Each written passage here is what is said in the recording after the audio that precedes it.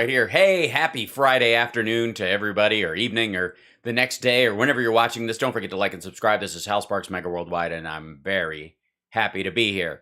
Thanks to our patrons for supporting the morning show, which today was extra fun, I gotta say. If you haven't had a chance to watch it, I recommend going and look at it. It's kind of evergreen, I think. Even though I referenced Good Friday and we're kind of talking about that. It's a good conversation overall. It's fun to have. And then today, I obviously have the radio show tomorrow, and I might have to recap some of what's gone on this week that you guys have seen on the radio show for the people that don't really show up that often, and or just come on the weekends. What? And you know what I mean? Quit it. Stop. But in this process, and by the way, my other computer is starting up right now, so I can't see the chat for a moment without like looking way over here. So hi everybody. Hi. Thanks. Thanks for redeeming the ad time. I will hydrate. I have tea today. Am I close to the cam? I apologize. I'll back off. I think it might be that it was... Nope. I think I'm... It's a height thing? It's hard because, I had it on the other camera setting. So I might be a little see-through at times. It's a little particly or something because I was doing something else earlier. Nobody's business. Just mind your business. I don't have to tell you. Simmer. I don't have to atone for these sins till Sunday. All right. It's a full moon Easter. You know what that means? Werewolf Jesus. One hopes. And if Teen Wolf is any indication, Jesus will have not lost a step in his in his stride. Look at you guys. Thank you for the ad time support. I appreciate that. There are lots of other ways you can use points as well. And of course, don't forget, gifting subs is a great way to support the channel too. You know, that thing. So look at that. 857 out of 1,000. We're getting there. Oh, my. May I remind you that people who deny the Uyghur genocide and think that Trump would have been better for progressive policies than Biden have over 1 million subscribers on here. No pressure. I know what you're thinking. All their subscribers are too young to vote and are lunatics. Yeah, granted, but they're using their parents' money. Doesn't mean you can't too. All right, here we go. This is what I want to show you. This was kind of amazing. These came out today. Whoops. Come on now. Come on now. Buttons. Work buttons. You better work my buttons. Hold on. There we go. There's a little bit of a delay. Excellent. These are the texts, as you can read, between Mike Lee and Mark Meadows and Chip Roy and Mark Meadows. I don't know if you guys have had a chance. You've probably seen stories about them. And other venues are just grabbing little one-offs here and one-offs there. And I have the same problem with that kind of reporting. And I appreciate the fact that I think CNN got these things and therefore posted them on their own. CNN posted all of it in the format that they have with a little bit of actually addendum. So in a couple of places like this one where it says Molly likely refers to Molly Michael, Trump's executive assistant, they put that stuff in. CNN did. And kudos to them. It's a great way to do it. It's a cool way of handling it. Okay. And you know, we've taken the piss out of some Republican senators over time. We fearlessly and without favor. And we've come across some pretty stupid stuff that senators have said and congresspeople. Usually there's almost like a drop-off. I don't know if it's an education thing or if it's a personality thing or you just don't have the money to run or the backers to run for the Senate if you're as dumb as some of the House Republicans. I don't know how that works. However, let's be abundantly clear. Hold on, my computer just restarted, and so everything's going to start opening up all at once, and I do not want it to start making noise in the middle of everything while I'm trying to do this. So, remind me later, go away, take this. I don't know this, not now. Please go away. And then, I don't want all these other don't open up all these other programs, you lunatics. Okay. And then, let me open up the Safari is the most important thing, because then I can go back to my pages. All right. This way I can open up my chat. Give me 1 second, and I can see you lovely people hanging out in, there you are, in all your glory. Hello, look at that. Hi, New Jersey. Look at that and all this stuff. Okay, so these, there's Louis Gohmert and MTG Dumb. I do shed pants. I do see you now. It's true. And then there's kind of like Ted Cruz Dumb, where he went to Harvard, so you know he's got no excuse. He's stupid. That's the argument. I mean, the essence is that Louis Gohmert's a moron. even though he went to law school and became a judge or what have you. Although I'm presuming that's the case, because he very well may have just been elected a judge without ever being a lawyer. I don't care. I hope for whatever the Alabama or Mississippi judicial system that they can excuse that kind of behavior not by passing people through the legal profession and pushing them to the top of the line, but because they're like, we'll elect anybody. I'm like, all right, that'll actually then I can blame you and not the state of legal intellect in your entire goddamn state. Yeah, Gomer's from Texas. Yeah. That said, I'm speaking euphemistically. I'm being silly, but in this case of like, there's Ted Cruz stupid and then there's Louis Gohmert dumb, right? That's where we are. Mike Lee is amazingly dumb in these texts. And not only that, Utah, you have some explaining to do. I don't know what the hell is going on in Utah. How the hell this guy, because he was always kind of a potato salad Republican, just like a run-of-the-mill, not quite maggoty, considered himself an ultra-conservative family values guy, but that's indistinguishable from the other pile, I would guess. And Romney was the standout from the state, and Mike Lee's just kind of this, like, stunt filler dude, unimportant to the entire process, just kind of,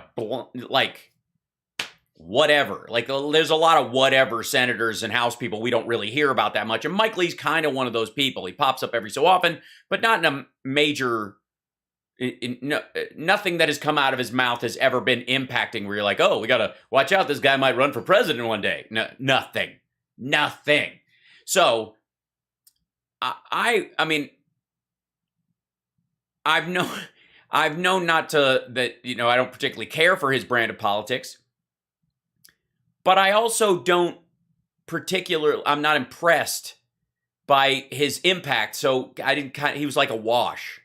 But somehow he managed, between him and Chip Roy, to be the point people with Mark Meadows, at least in terms of these texts coming out, about the recounts and all that kind of shit post the election, that he was going to fight like hell. And take a look at this. I've underlined a couple places, but we're going to go through this. Hype train, level 4 hype train on Twitch right away. Love that. Beautiful. Thank you for your support. Patrons, we love you. Patreon.com/HalSparks. Also, you can Venmo if everything else scares you and stuff. Okay, here we go. November 7th, 2020. Things weren't going well for the Trump campaign. They were 2 days into their brutal loss, and it was just getting worse by the day. In the early hours of November 7th, Mark Meadows reaches into his pocket. Actually, his hand was already there. He was sucking his teeth and shaking his change and trying to figure out a way to box up everything in his office without Trump taking a giant shit on him for it. His pager went off. Yes, he still had one. And he went over and checked his third burner of the evening. He was going through phones like some guys go through packs of cigarettes. It was one of those times. He just screamed at the ceiling, I guess I picked a bad week to stop snorting amphetamines, when this message appeared on his phone. I want to offer words of encouragement to the president. This is the best Mike Lee I can do. And have reached out to Molly for that purpose. This doesn't have to come down to a binary choice between 1, an immediate concession, and 2, a destruction of the credibility of the election process. That's Mike Lee in his effort to intelligently determine the best political and legal paths forward. Offered a binary choice between admitting Trump actually lost, and destroying the government. From Mike Lee to Mark Meadows. There is a third way, exhausting legal remedies while cooperating with the transition process. At this point in the evening, Mark Meadows had taken snake form His rattle had been stepped on earlier in the day, so he was stuck to just hissing. Process. There is, yes, you're not crazy. There is an E in process. Not anymore. If you're going to have an SS, why not have 3? That the Nazis had the SS. We're going to do them plus 50%. We're 50% more SS than the SS in our process.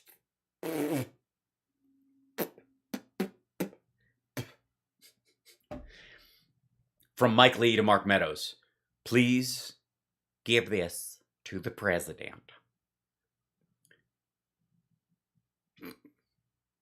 He couldn't email him. He didn't have his email. And Trump doesn't do email because he doesn't like the trail. So he just does text on burner phones and then they fuck him up and throw him away. So he's like, he's not getting my shit. It's because he stopped using the regular phone. I'm sorry. He stopped using his regular burner phone for his third burner phone that day. Therefore, the president wasn't getting any of his messages from his children, which was the entire point. When this message arrived on Mark Meadows' phone, who hoped beyond hope that it would be delivered to Donald Trump. Dear Mr. President, oh shit, hold on. Let's see, what have I got?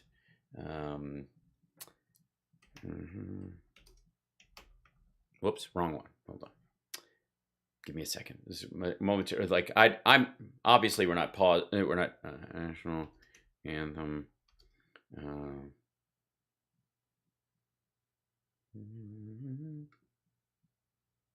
see.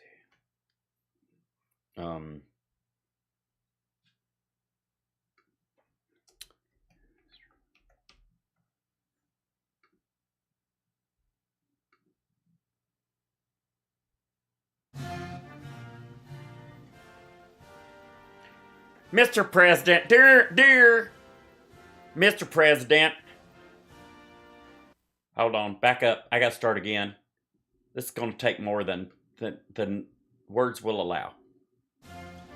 Dear Mr. President, we the undersigned offer our unequivocal support for you to exhaust every legal and constitutional remedy at your disposal to restore America's faith in our elections. This fight is about much more than just this election. This fight is about the fundamental fairness and integrity of our election systems. The nation is depending upon your continued resolve. Stay strong and keep fighting, Mr. President. Sincerely, Senator Mike Lee, Congressman Andy Biggs, Congressman Mike Johnson, Brent Bozell, founder and president, Media Research Center, Adam Brandon, president, FreedomWorks, Bill Walton, president, council of the shit.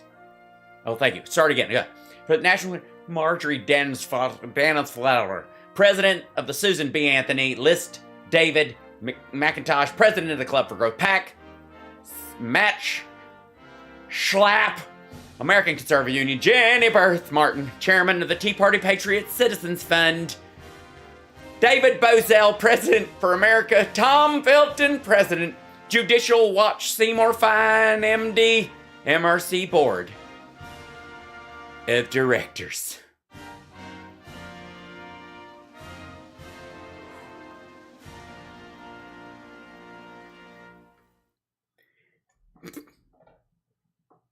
With a tear in his eye, Mark Meadows continued to receive texts all afternoon.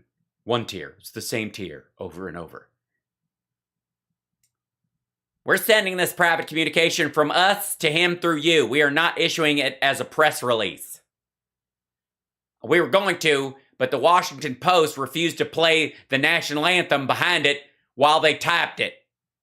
It's a tear tattoo for killing democracy. Use it however you deem appropriate. And it's helpful for you, and if it's helpful for you to leak it, feel free to do so. It's not a leak, fucko. It's not a leak if you put it out on purpose. It's not leaked. He gave it to you. All right, you can't leak. You can't tell him to leak something and it's still a leak. It's an under the table press release. Huh? That's my favorite. It's when somebody doesn't answer back and you're like, buddy. Then we get. Okay, I highlighted this one because holy shit. From Mike Lee to Mark Meadows. Sidney Powell is saying that she needs to get in to see the president, but she's being kept away from him. Apparently, she has a strategy to keep things alive and put several states back in play. Can you help her get in? Is everybody in?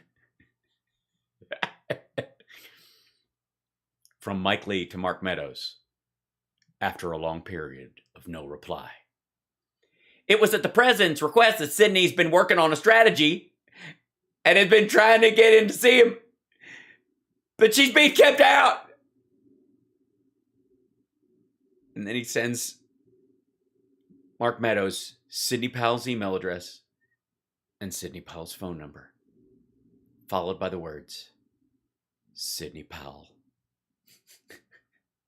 By the way, they were stiff-armed. She'd already met with the president multiple times.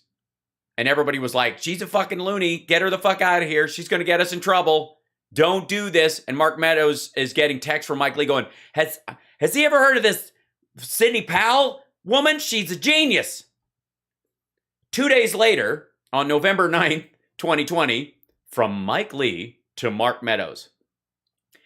We had a steering executive meeting at CPI tonight with Sidney Powell as our guest speaker. My purpose in having the meeting was to socialize with Republican senators the fact that POTUS needs to pursue his legal remedies.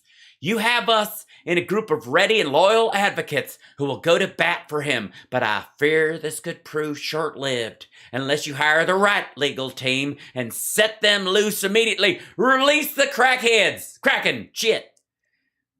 Just to be clear, I don't want Eric involved. All right. Continuing. Sidney told us that the campaign lawyers, who I do not know, are not focused on this and are obstructing progress. I have no way of verifying or refuting that on my own, but I've found her to be a straight shooter. In any event, these actions need to be filed and announced in the next 48 hours, or the public relations momentum we need to have behind it will start to dissipate.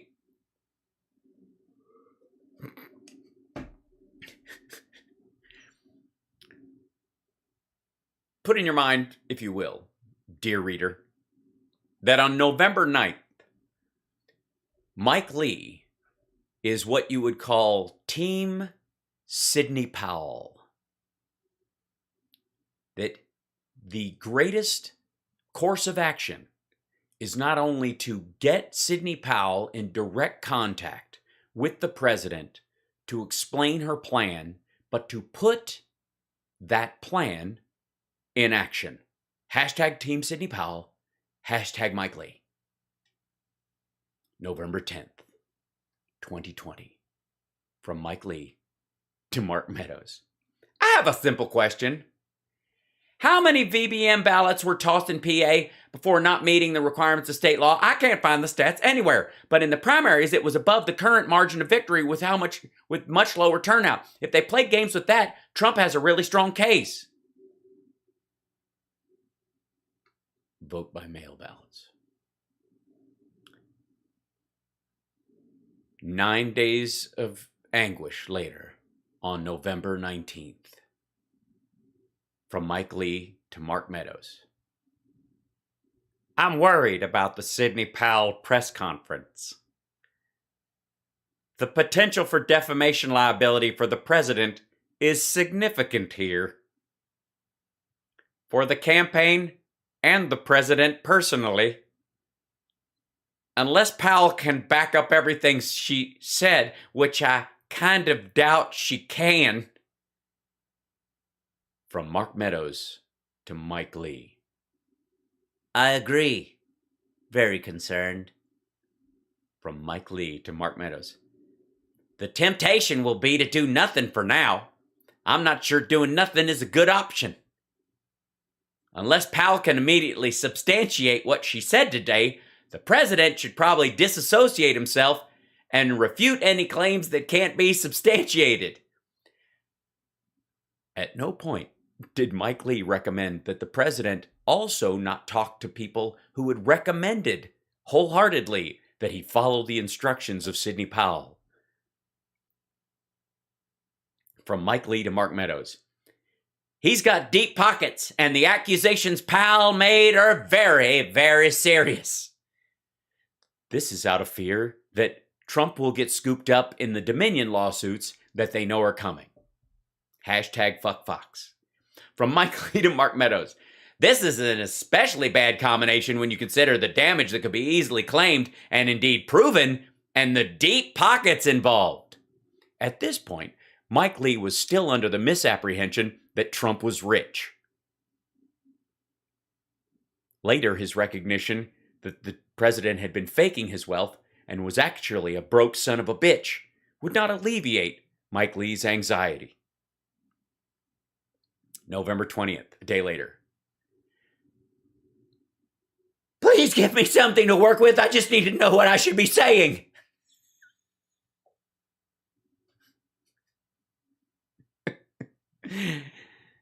Two days later. Please tell me what I should be saying.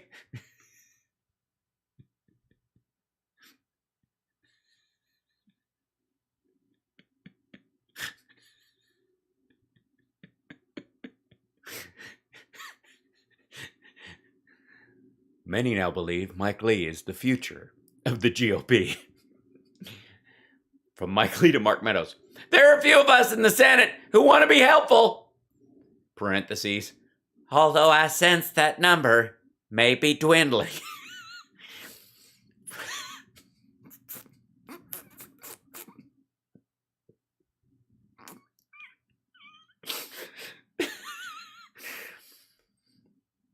From Mike Lee to Mark Meadows. Meanwhile, we are struggling to figure out how to respond to things like this. Byron York's status, which led to this. Byron York tweeted, Powell said Georgia GOP Governor Brian Kemp is, quote, in on the Dominion scam. Accused Kemp and Georgia's Secretary of State of accepting financial benefits in conspiracy to defeat Trump. Evidence? I can't give you any more details, she said. From Newsmax, 2 of 2. End.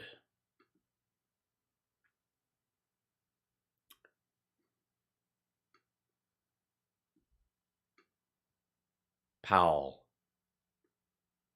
Georgia's probably going to be the first state I'm going to blow up. And Mr. Kemp and Secretary of State need to go with it because they're in on the Dominion scam with their last-minute purchase or award of contracted Dominion of $100 million, the State Bureau of Investigation. For Georgia, ought to be looking into the financial benefits received by Mr. Kemp's Secretary of State's family about that time. Newsmax. Just to clarify, you're saying Governor Kemp, who's been a long-time ally of the president, is directly involved because of financial benefit and conspiracy to defeat the president in Georgia?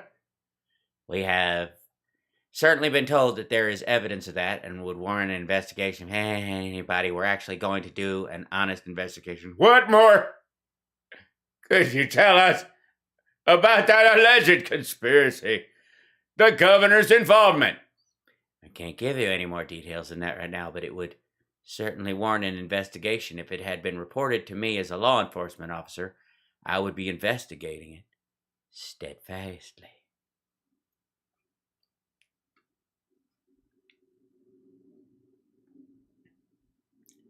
From Mark Meadows to Mike Lee. I'm working on it. Not sure what to suggest.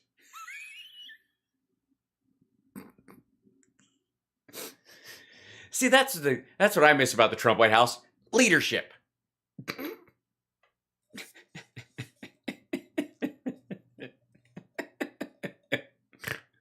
Sorry. Shit.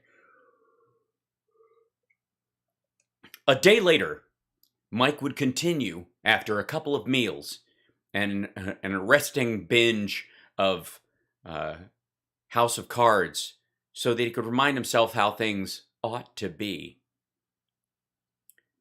Mike texted this. If you haven't watched tonight's episode of Life, Liberty, and Levin, you should do so if you can fit it in. Mark Levin makes a very compelling case for the need for litigation related to this election. Also, I have an additional idea for the campaign. something is not right in a few states. I think it could be proven or disproven easily with an audit.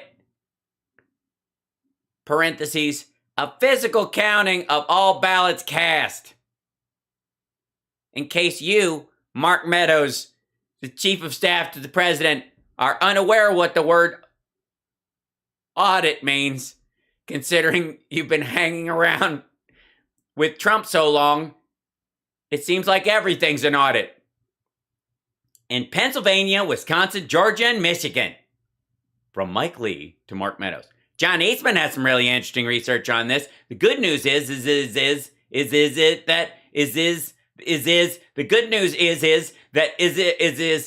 Eastman is proposing an approach that, unlike what Sidney Powell has proposed, could be examined very quickly. Just check all the ballots for Panda Cum. Then we'll know the Chinese are involved. The China. From Mike Lee to Mark Meadows. But to do this, you'll have to ask very soon. Some believe today might be the deadline for some of this in Pennsylvania. At this point, it was beyond the ability of Mike Lee to check calendars or check in with any of the states that he was regularly on the phone with to see if they had hard and fast dates for the counting of their electoral votes and their presentation of votes to the system. Mark did not respond. December 8th, 2020, from Mike Lee to Mark Meadows. If a very small handful of states were to have their legislatures appoint alternative states of delegates, there could be a path. Finally, an answer from Mark Meadows to Mike Lee. I am working on that as of yesterday. December 8th would be known in the calendar as a crime day. But it would take a full 8 days for their conversation to continue after a series of burner phones that didn't seem to work and wouldn't hook up. December 16th, from Mike Lee to Mark Meadows. Also, if you want senators to object, we need to hear from you on that, ideally getting some guidance on what arguments to raise. I've run out of punctuation. From Mike Lee to Mark Meadows. I think we're now passing the point where we can expect anyone will do it without some direction and a strong evidentiary argument. 2 days later, the most intelligent statement from Mike Lee in his entire life was sent.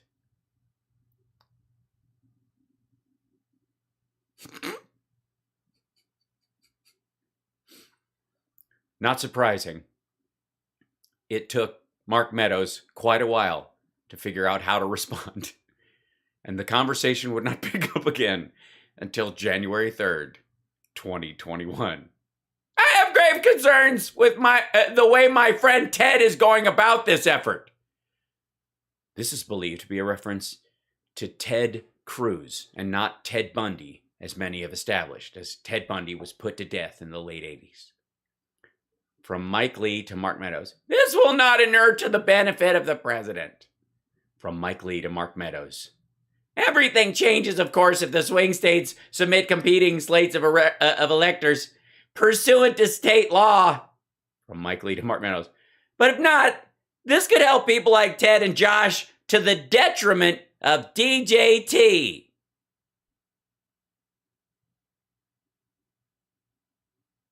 Note, Ted and Josh likely refers to Republican Senators Ted Cruz of Texas and Josh Hawley of Missouri.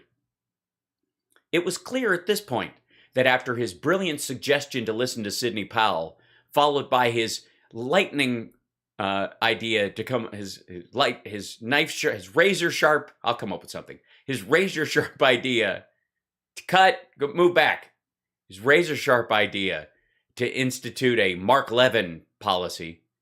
After the failures of those, the only course of action was to turn on his fellow senators who were engaged in the same fuckery that he was. From Mike Lee to Mark Meadows. I don't think the president is grasping the distinction between what we can do and what he would like us to do. Nor do I think he's grasping the distinction between what certain members are saying that sound like they could help him, but would really hurt him. He's got a very real opportunity for a win in 2024.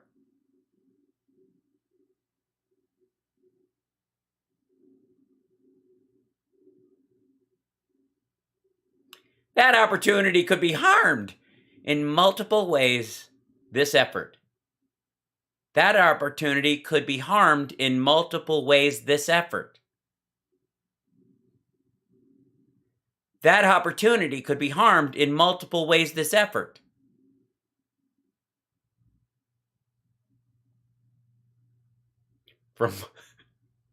From Mike Lee to Mark Meadows. Again, all this could change if the states in question certify Trump electors pursuant to state law, but in absence of that, the effort is destined not only to fail, but hurt DJT in the process.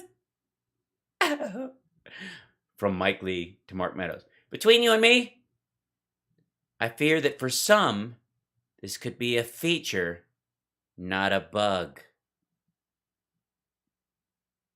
Obviously an inside reference to the political machinations and Machiavellian goals of Ted Cruz, Josh Hawley, and Coup. From Mike Lee to Mark Meadows. There are plenty of others, perhaps, who are advocating this strategy with the best of intentions, but without fully understanding the ramifications. From Mike Lee to Mark Meadows. I don't purport to know who fits in which category. I only know that this will end badly for the president unless we have the Constitution on our side and unless these states submit new slates of Trump electors pursuant to state law. We do not. From Mike Lee to Mark Meadows. After receiving yet another non-answer. We should chat then. I'd love to be proven wrong about my concerns, but I really think this could all backfire badly. Unless we have the legislatures submitting Trump slates based on a conclusion that this was the proper result under state law. My lawyer and Mike, I've got a lawyer helping me tweet right now. Even setting aside constitutional concerns, this will be harmful to the president. If we don't channel this effort properly, we simply have no authority to reject the state-certified electoral votes in the absence of dueling slates, with the Trump slate coming from a state legislative determination. From Mike Lee to Mark Meadows. Reference to a Washington Examiner post where Trump urges state legislatures to reject electoral votes. You are the real power, says Trump. From Mike Lee to Mark Meadows. Should I take this as a sign that he gets it? From Mark Meadows to Mike Lee. Well, not as good as it appears. From Mike Lee to Mark Meadows. How so? He thinks the legislatures have the power, but the VP has the power too. VP but not the House and Senate? I'm not sure. From Mike Lee to Mark Meadows. Breitbart article. January 4th. From Mark Meadows to Mike Lee. Apparently, he was told that you came out with a letter against the electoral objections. I told him you were being very helpful. Bad intel. From Mike Lee to Mark Meadows. I've been spending 14 hours a day for the last week trying to unravel this for him. To have him take a shot at me like that in public setting without even asking me about it is pretty discouraging. From Mark Meadows to Mike Lee. I pushed back. It wasn't in the prepared remarks. So sorry. He will call. It's not your fault. But I've been calling state legislators for hours today, and I'm going to spend hours doing the same tomorrow. I'm trying to figure out a path that I can persuasively defend, and this won't make it any easier, especially if others think I'm now doing this because he went after me. This just makes it a lot more complicated, and it was complicated already. We need something from state legislators to make this legitimate. That means that a wedding a woman can't even convene. It might even end up a majority if we're willing to sign a statement indicating how they will vote.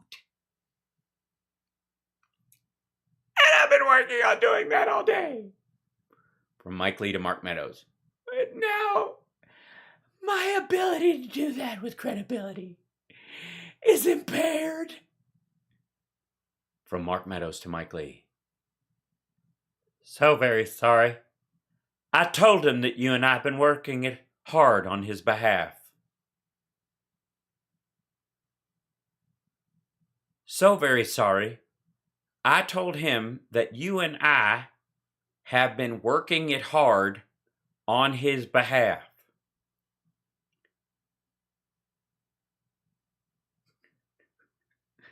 To which he responded, "What part of the body is the behalf?" Shit. Chapter 2. Texts between Chip Roy and Mark Meadows. The following exchanges were sent between November 5th, 2020 and January 6th, 2021. November 5th, 2020. Chip Roy, sitting at his desk, wondering how he'd ended up with 2 half names instead of 1 whole one, sent a message to Mark Meadows, seeking strategy, confirmation, strategic and tactical guidance. We have no tools, data, information to go out and fight RE election /fraud. If you need /want it, we all need to know what's going on for what it's worth. From Mark Meadows to Chip Roy. Thanks so much. Working on it for surrogates briefing. Congratulations, by the way. Chip Roy, never having complained of a rigged election, had won his and was confused by all the hubbub. From Chip Roy to Mark Meadows. Roger. Yes, sir. Thanks. Now let's hold Georgia. Take as and pa. From Mark Meadows to Chip Roy. Amen.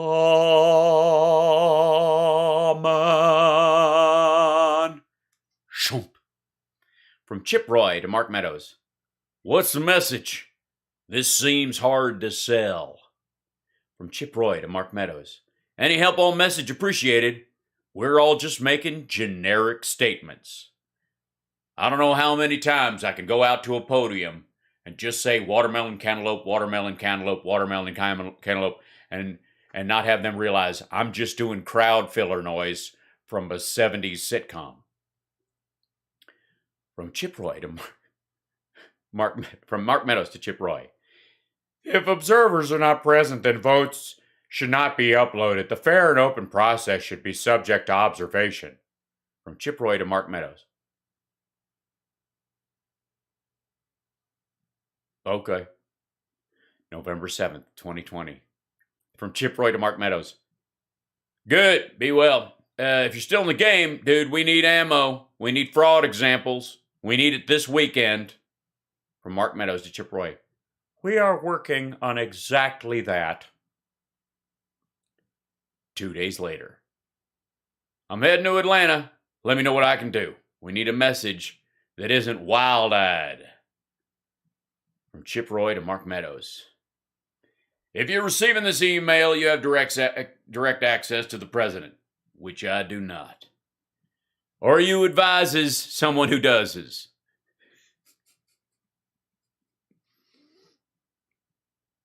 Or you advises someone who does. After many discussions with men and women in my peer group and others involved in policy strategy concerning the potential corruption of the voting process, here's my $1.27 worth, which will not get you a cup of coffee at Starbucks, but is free of charge moving forward. 1, we must urge the president to tone down the rhetoric and approach the legal challenge firmly, intelligently, effectively, without resorting to throwing wild, desperate haymakers or whipping his base into a conspiracy frenzy. I recognize, on a personal note, that's fucking impossible, but hear me out. 2, goal 1A,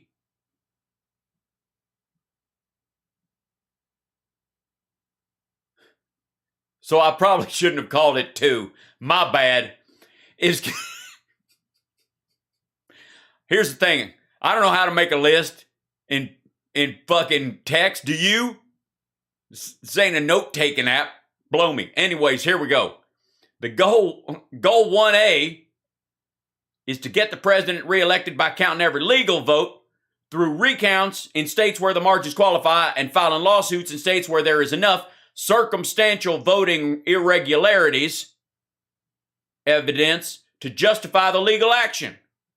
3, goal 1B. All right.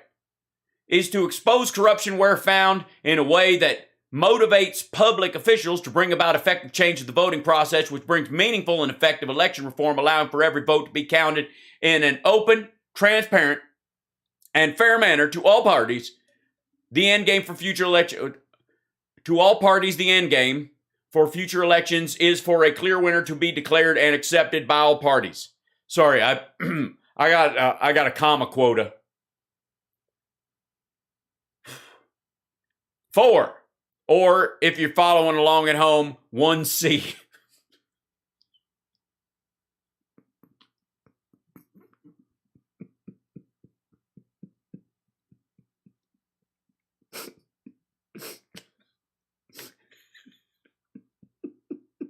Sorry.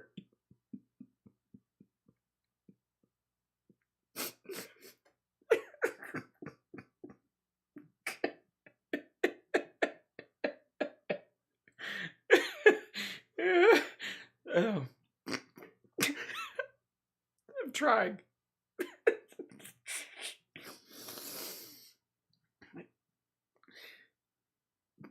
Often the narrator found the text of the script increasingly hilarious in retrospect. Looking back on things as they occurred, the statements made, the prognostications made by these fools turned out to be particularly ironic and therefore hilarious. This process must not jeopardize the Senate runoffs in Georgia by turning moderate Republicans and independents against our party. We must turn out our people for these runoff elections. I am preaching to the choir, but had to get this off my chest. We must not let the more flamboyant members of this advisory team rule the process and screw this up. There is a lot on the table for us to win. God bless each of you every day, Bill.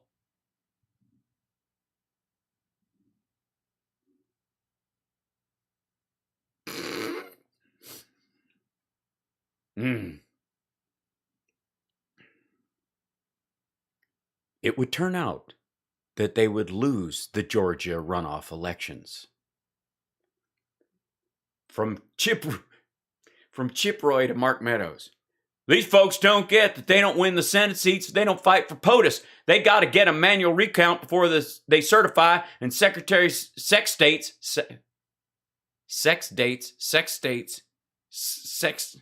You can't say sec and states that close together without it sounding like sex dates.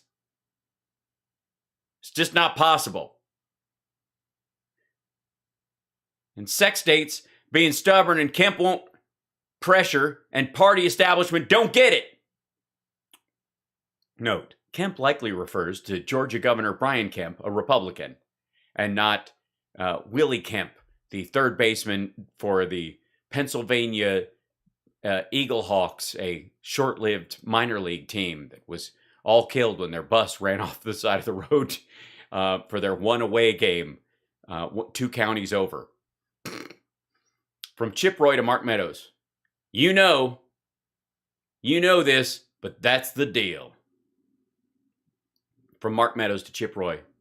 We're going to do a manual recount. From Chip Roy to Mark Meadows. Got to go before certification. From Chip Roy to Mark Meadows. I fly here from Texas to help. I'm here at 9 p.m. These Georgia State GOP losers are MIA.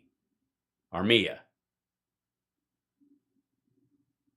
MIA, when written in all caps, often refers to missing in action, a reference to fallen or kidnapped soldiers or those taken as prisoners of war who are supposed to be on the field but are not.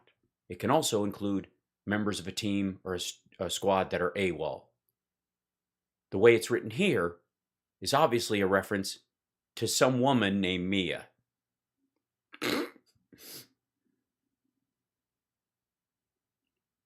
From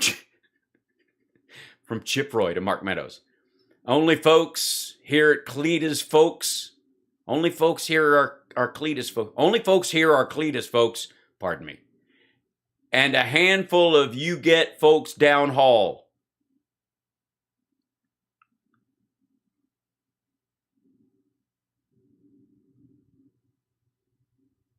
Honestly, I don't understand. From Mark Meadows to Chip Roy. Unbelievable. Pathetic. From Chip Roy to Mark Meadows. It's so infuriating. November 15th, 2020.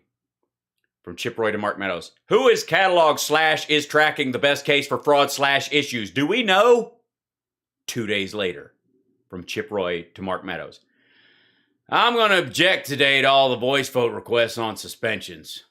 From Mark Meadows to Chip Roy. Okay. From Chip Roy to Mark Meadows. Message.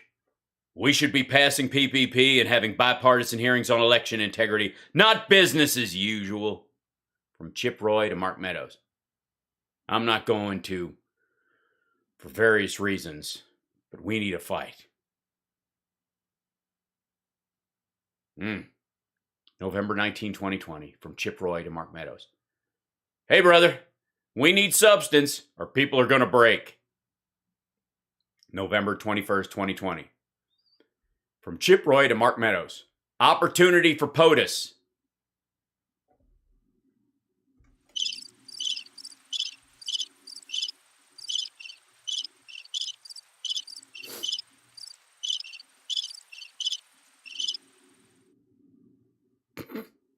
November 22nd, 2020. From Chip Roy to Mark Meadows. If we don't get logic and reason in this before 11:30, the GOP conference will bolt, all except the most hardcore Trump guys.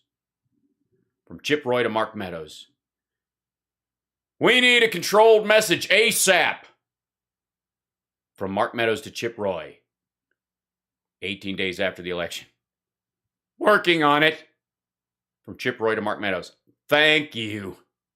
From Chip Roy to Mark Meadows. Have you talked to John Eastman? From Chip Roy to Mark Meadows. Get Eastman to file in front of PA Board of Elections. Chip Roy to Mark Meadows. Get data in front of the public domain. From Chip Roy to Mark Meadows. Friggin' Rudy needs to hush.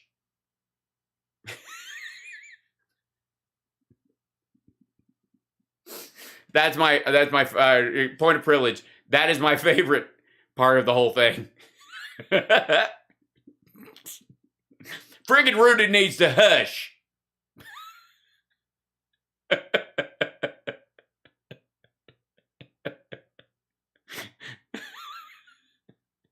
Friggin' Rudy needs to hush. Yeah, that's a good one. Yeah, it would be a new t-shirt. Friggin' Rudy needs to hush. Just put Chip Roy, like a quote thing, and have Rudy with just like leaky shit coming down his face. Fuck, man. I can see the design in my head already. Friggin' Rudy needs to hush.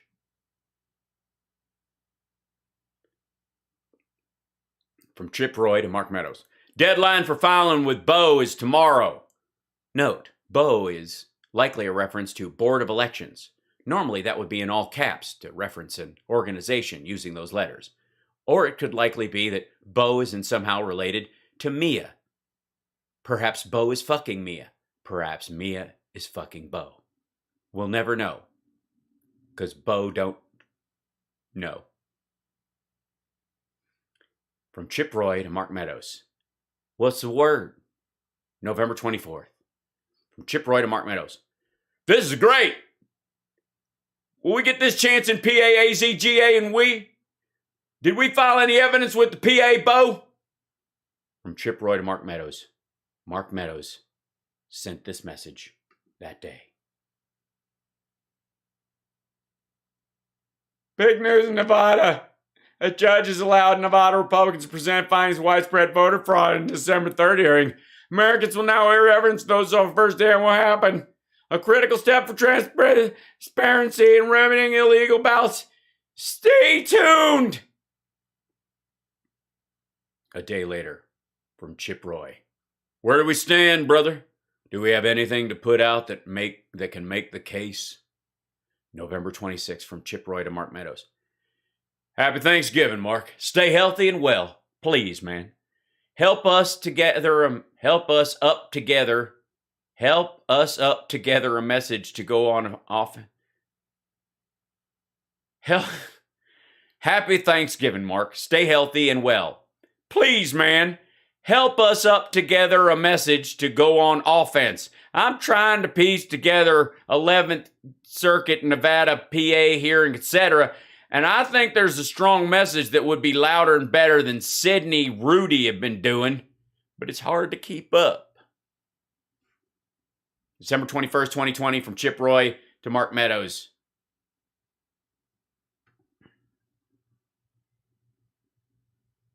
Several members of Congress just finished a meeting in the Oval Office of President Donald Trump, preparing to fight back against mounting evidence of voter fraud.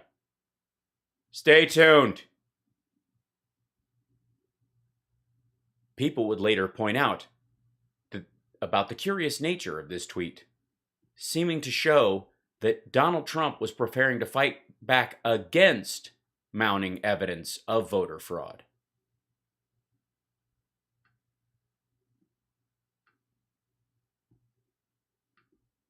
Fight back, preparing to use mounting evidence of, yeah. We're almost done. December 31st, 2020. The president should call everyone off. It's the only path. If we substitute the will of the states through electors with a vote by Congress every 4 years, we have destroyed the Electoral College. Respectfully. From Chip Roy to Mark Meadows. Give a statesman speech, and strong. That was his advice for President Donald Trump on December 31st. Historians will note it was not heeded. January 1st, 2021. From Chip Roy to Mark Meadows. If POTUS allows this to occur, we're driving a stake in the heart of the Federal Republic. 3 days later. I'm truly sorry I'm in a different spot than you,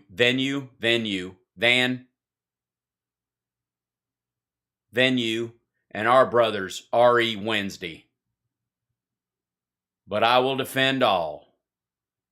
January 6th. First tweet. This is a shit show. Second tweet. Fix this now. Third tweet. We are. And he was lost. The Battle of January 6th claimed the life of an American patriot that day. Chip Roy defended our... excuse me, what? Oh, thank you. Let me read this. Chip Roy is still alive and still full of shit. That's good news. I'm glad. I'm good. Anyways, I guess it's a happy ending after all.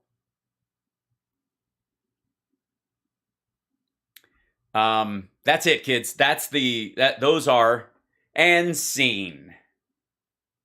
Those are the Chip Roy and Mike Lee text. Mike Lee is a gullible asshole. The fact that he went like, City Palestine's great. City Palestine's crazy. Have you talked to Mark Levin? We should do this. We can't do this. I don't trust Ted Cruz. Who the fuck? Again, can we be thankful? Thank your lucky stars. Take a moment. Breathe in the gratitude and relax into the fact that the people attempting this coup were these assholes. Dumb as fucking stumps.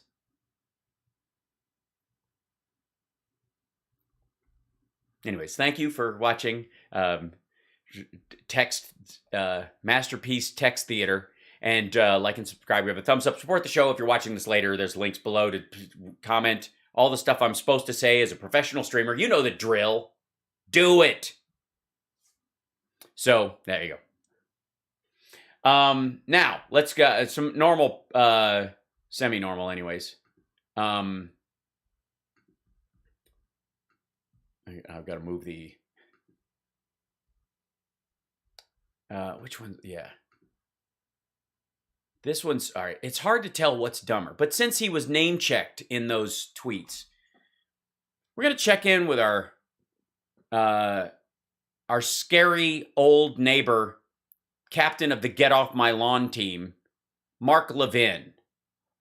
A man who knows fake bricks when he sees them. He just don't give a damn.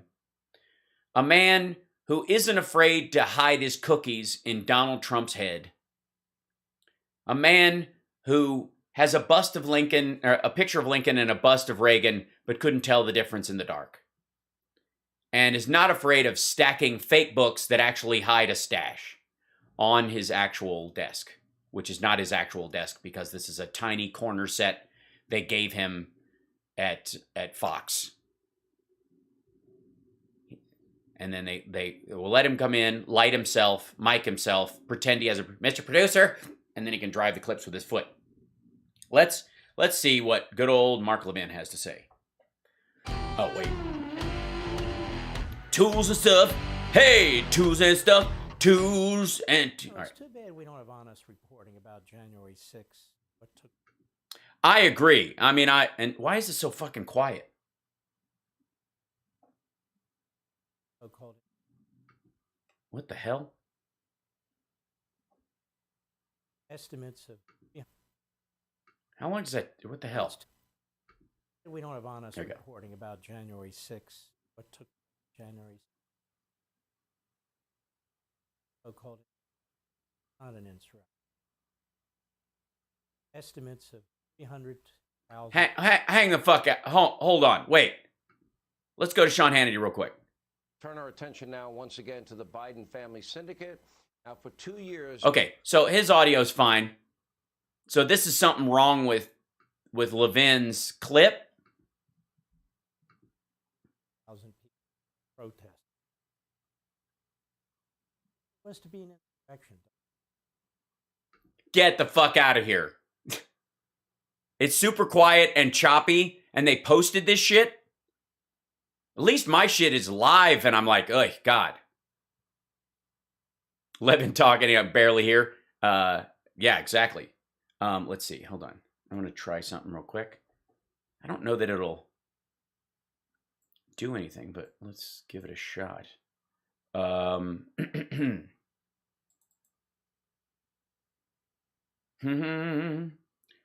right. And that my mic's pretty good. And let me look over here.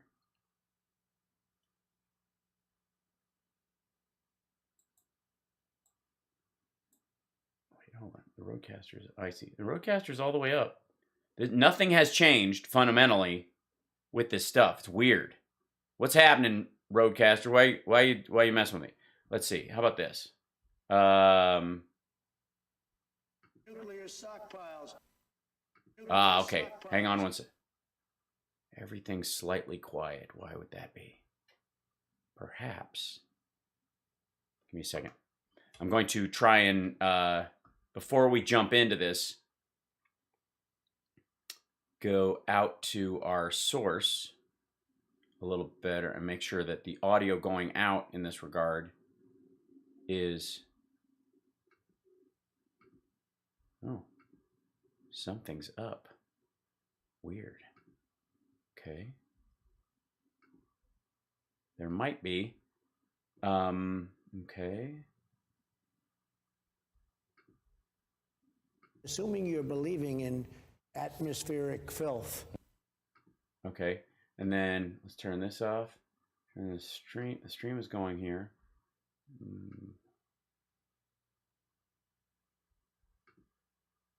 Monitor. Why is that turned? Let's see here. 300 to 800,000 people will have been There we armed. go. Literally over. Okay, that sounds a little better. Hold on. Something weird happening. Okay, I think I got it. We'll see. I know you desperately need to hear what he has to say. Here we go. Reporting about January 6th. What took place January 6th? these so-called insurrections. What took place on January 6th? It was not an insurrection. Let me ask you a question. Okay, let me ask you this. Can you kick my ass? Of 300,000 to 800,000 people at that protest. If there was to be an insurrection, don't you think that the 300 to 800,000 people will have been armed and literally? No. Because the insurrection was a small group of people coordinated. The rest of them weren't in on it. They were just padding.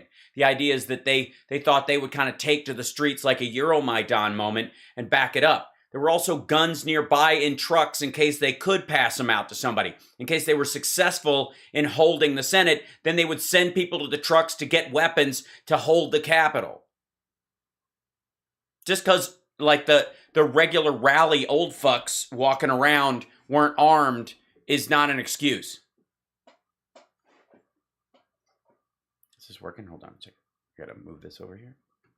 Overwhelm the Capitol building in a bigger way than it was overwhelmed? Of course. Well, apparently that wasn't necessary. People didn't go there for an insurrection. They didn't go there for a riot. Everybody knows this, but it doesn't matter. The narrative's out there because it's to attack Trump and his people. We finally... Well, asshole, A, they had guns. There are multiple coordinating groups. There are multiple people associated with the president that coordinated with those coordinating groups. And people attacked fucking cops and thought they had every right to do it. They believed that they were sent there because every message they'd heard from the president and his supporters and his capos like Bannon was that, yeah, it's going to be cool. You'll get out of jail. You're deputized. One federal district judge who's acknowledged that you're charging somebody with felonies who is waved into the Capitol building. Okay, they show this a lot, and I think he's going to show, I'm pretty sure this has been making the circles, like released footage, this documentary thing. The police at one point knew they were overwhelmed. They were told they were never going to get these people, keep them from overrunning the doors. But different parts of the Senate and the House building are sequestered away from others. There are barriers in between them. So, if you can't stop them from getting in, you can distract them in another direction and have them dick around in a portion of the building where no one is, none of the Congress people are there, while they get the Congress people out through the fucking tunnel and the other way. It's a strategy. It makes total fucking sense. Anybody who's in this circumstance would do the same thing. It was very smart. It was the only thing they could do. The only other option was for more cops to just die. And this is the basis of this. Cops waved them through. Yeah, they waved them into a useless part of the building away from the people who were escaping, including the vice president. Charging other people with misdemeanors for parading and trespassing. Right, because some people just walked in and waved and took pictures, and other people beat cops, fucko. And then you're saying that they were interfering with a vote, but some of them were waved into the Capitol building. Yes, into an area where the vote had already stopped. About these videotapes, the government is releasing very sparingly. And it seems to me the American people have a right to know exactly what's in all these videotapes, so we can pass judgment on these prosecutions and these judges and what's taking place. Well, So we can pass judgment on these judges and these prosecutions. Out. I want you to take a look at this new January 6th video. It shows He said new, not nude, just to... Capitol Police welcoming protesters through the terrace doors. Now, if they're doing that, you can't be charged even with a minor misdemeanor, parading or trespassing.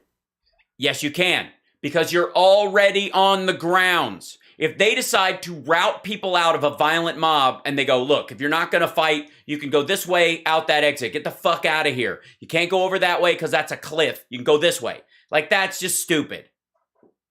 You're being waved also, none of the people who are, well, we'll see if they show any of the folks that they assume are, you were waved in and then they did some stuff. The idea was that they're not going to be able to attack Congress people. The other stuff, like attacking police officers, which is part and partial. And these people are getting caught up in these prosecutions. Go. The following footage was obtained from the United States Department of Justice.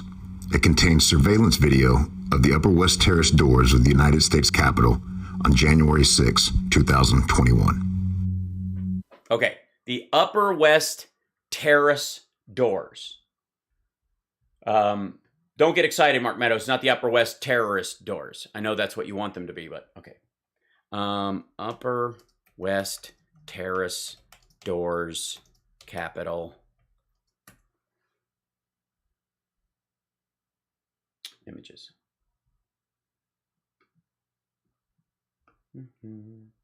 Let's see.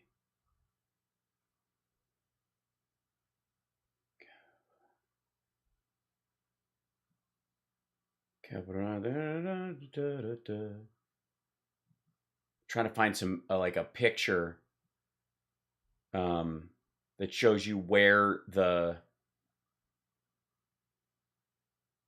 doors are, because it's just showing the interior. And again, this is at 2:47. This is after shit had already hit the fan. They were already overwhelming the place. Cops had been beaten. They didn't have the people to hold them off. So the idea was send them through a different doorway. Just after 2:33 p.m., police officers allow 5 individuals to exit the Capitol through the Upper West Terrace doors. To exit, so these are people who were in the Capitol and they're going out. They are exiting the Capitol. Okay.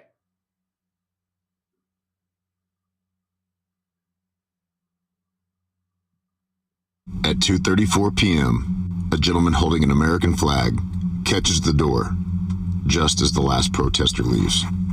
He turns to the crowd outside and waves towards the door. I'll say, what's the fucking drone audio? Same time at 2:34 p.m., a gentleman with a red cap approaches the interior doors. As the police officer notices him, he continues to approach. The police officer holds the door for the protester as he enters the Capitol undeterred.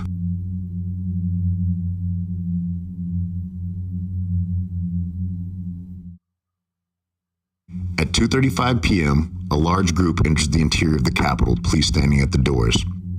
As a steady stream of protesters enter through the Upper West Terrace doors, they can see police officers standing at the interior doors, allowing people to pass. So this is the, again, this is a routing thing. This is so dumb.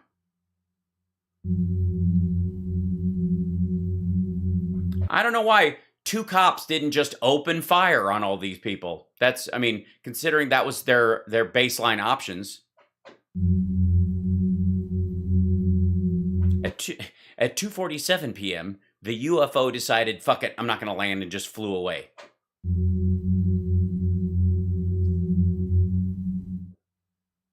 Look, and by the way, look at Levin watching this footage. Did you watch it beforehand? It's your show. And by the way, this is his show on Blaze. This is the same set he uses. I guess this is in Glenn Beck's garage. Is that where Levin has his show?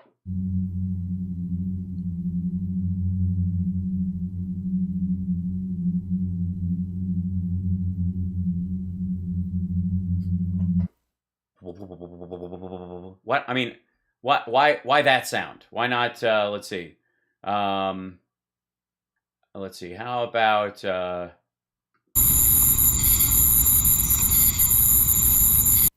no. How about?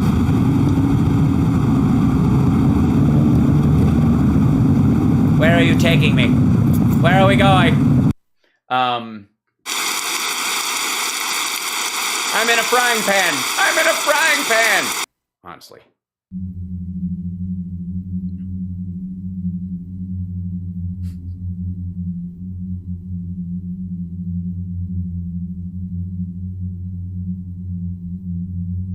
More cops.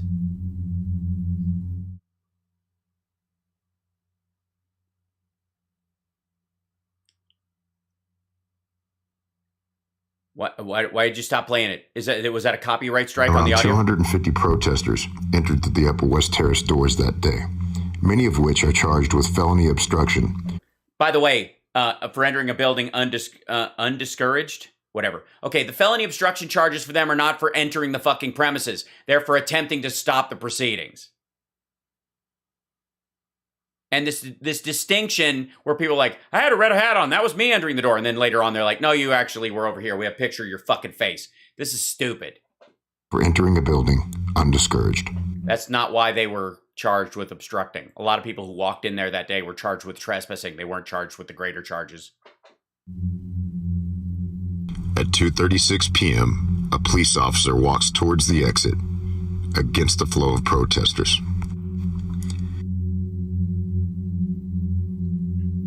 He then turns around and begins walking with the protesters. He turned his back to them and never took a posture that was defensive or that would indicate that he feared being harmed. At 2:36:54, the police allow the crowd to pass. Yes, they were setting up a cordoned area to route people through. And so they knew the vast majority of the people who were storming up the steps who would come through this way weren't going to just kill them. They were only attacking cops. It seemed at that point there was a decision. They're totally outnumbered. They're totally fucking outnumbered. So the choice is we keep fighting these fuckers and don't let them gain any ground, or we let them go out this way, get them away from anybody while we're getting the Congress and everybody in a secure location. And we'll just go, hey guys, no, don't worry about it. You guys got to go this way. It's totally cool. And hoping that the vast majority of these maggots wouldn't attack a cop unless they were keyed up or enticed to do so. At 2:38 p.m., a woman with a sock hat 2 minutes later, a woman with a sock cap and a camera with a sound recording device attached to it films police as they allow people to enter. and a camera with a sound recording device attached to it films police as they allow people to enter. A steady stream of individuals pass by police as they stand aside without deterring protesters for several minutes. By the way, Mark, can you show me the footage of where these people went after? Did these people, the ones who went this door, end up finding themselves routed down a hallway and then right back out fucking side? Because more than likely, that's what happened. It also has a lot to do with who was charged that day, and the people that did get busted were the people running back and forth who broke in another place. They came in, then they turned around and went the fuck out, then they went down that way, and they got into a fight, and they came back over. Jesus Christ. Is that the end of the clip, or you just stop why does the rumble on the audio stop every so often? Again, they're routing people away from the mass. They're trying to thin out the herd. This is a strategy. This is what you would do. Oh, okay, there it is. It's back again. I'm glad we can watch Mark Levin watch television. This must be what his wife feels like when he's like, no, you're going to love this show. Why does it come and go? Notice these people aren't violent in any way. Right. They're being routed away from the violent crowd. Some of them chat with the cops here and there. Right. So fucking what? I saw the footage of the bar where the accused happened. Some of the people there looked like they were drinking and partying just fine. None of the people that I saw in this video near the bathroom went back into the back pool room and sexually assaulted the woman. So At 2:40 p.m., police stopped the protesters to speak to them again. At 2:44 p.m., a police officer in the bottom of the screen can be seen speaking to the officers in front of him and pulling them away, indicating to the crowd that they are allowed to enter. right, because they are being routed out of the building through another way. The officers then turn their backs to the crowd, which indicate that they did not possess fear of the protesters. Right, because they knew they had told the protesters, everything's cool, you guys can come in this way, just mind your business, don't attack anybody, blah-da-da. Right. The officers then... Why don't you play the audio of the actual recording? There's like 5 fucking guys filming this cop. Do you think he's hiding something? escort the crowd into the interior of the Capitol. Perhaps this is And then... why they won't release all the video. Yeah, that's why. Yeah. They're trying to protect cops.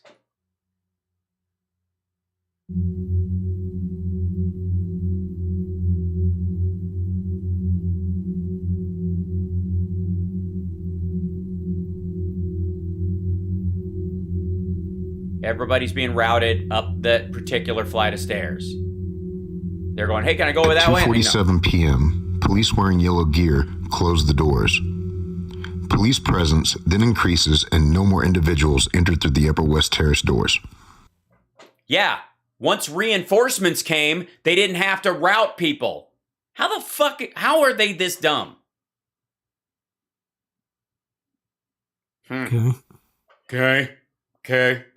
I think, Mr. Producer, that we should have just let them steamroll the cops, and the cops should have held back everybody and not routed people out safely away from the area where the Congress people were. Because being outnumbered is no reason not to do your job, police officer. And if you get killed in the line of duty, it's why we don't show up at your funeral. A number of those people are being charged.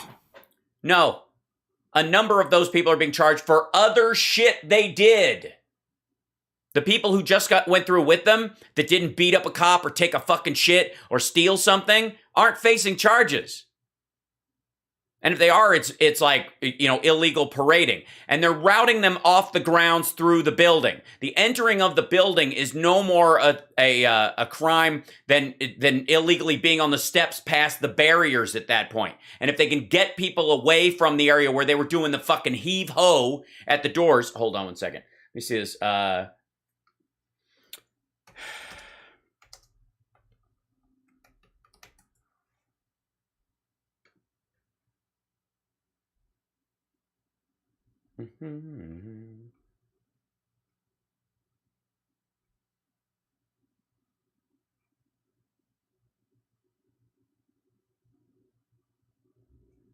Let's see if I can find the.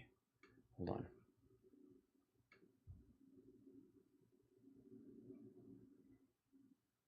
Okay, this is all the stuff is at 2 o'clock, about 2:04, right?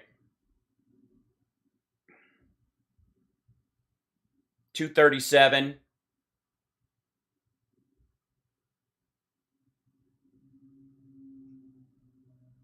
So here's shortly after 2 o'clock, protesters start breaking windows and climbing the Capitol. They open doors for others to follow. These are the people being charged, Mark. A few minutes later, Pelosi ushered off the House floor. 2:20. The Senate is called into recess. And all this stuff that they're talking about happens at 2:37, 2:40, around that area, and then after. At this time, Capitol Police Officer Eugene Goodman saves the Senate from a very close call, waving Senator Mitt Romney, Republican of Utah, to safety, and then diverting protesters who were states. This is one of the guys who went up the steps. 2:24, Trump tweets Mike Pence didn't have the courage to do what should have been done to protect our country and Constitution. Keeps talking about shit again, basically driving them up. Trump tweets again, urges people to stay peaceful. They aren't peaceful at this point. They've already broken windows and attacked people. They're beating cops. And then they start handing out gas masks and tell people to hide. Shortly before 3 p.m., rioters break into the Senate chamber. Many jump from the balcony to the floor below. They climb onto the podium. This is when they have, let's see, where's they? We told them, they told us, tear gas in the rotunda. It was under our seats. Elsewhere in the county, protests gathered at the Louisiana, Florida state capitals. Shortly before they break into the Senate chamber. Many jump from the balcony to the floor below. They go through the halls of the Capitol. 311 tweets a video while sheltering in his office. So they're trying to lead people away at this 3 o'clock moment. Around the same time, swarm of rioters chanting "Break it down" overwhelms Capitol Police guarding the Speaker's lobby where the lawmakers are sheltered. They break and try to force their way in. This is the Ashley Babbitt shooting, 3:36. They're diverting people away. There's a huge crowd of people out there, and they're like, yeah, you guys coming this way, out. And this fucko thinks that these people were, this was not an insurrection. These people are lovely. They meant well. Trying to prevent the vote from taking place from the electoral votes with parading and trespass. With parading and trespass. And, beating cops with Blue Lives Matter flags. Among other things. Among other things. Like trying to gouge a cop's eye out, tasing one 8 times so he has a fucking heart attack, stomping one of their own to death. This is really appalling, don't you think? Yes, I think your assessment about this is fucking appalling, Mark, but it's not surprising. You're a dweeb. And that's why I wanted to show it to you. All of it. Thanks. Mark, all that heavy music and stuff about Jan 6, and what did you show us? You showed a diversionary tactic as they routed people through a hallway out another door to a place where they wouldn't harm anywhere, where they would run around fucking busy like assholes until they cleared people away. And you still made it boring. It should be released.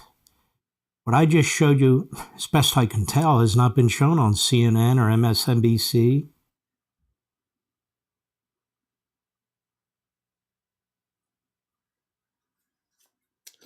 Check first. I mean, I can hunt this down, but I don't give a fuck. There's all kinds of footage of cops leading people in. This was the strategy. NBC, ABC, CBS. It's not been shown. Yes, thank God for the blaze. Hi. Love you. Still working. Good. Hold on. I gotta kiss my girlfriend. 1 second.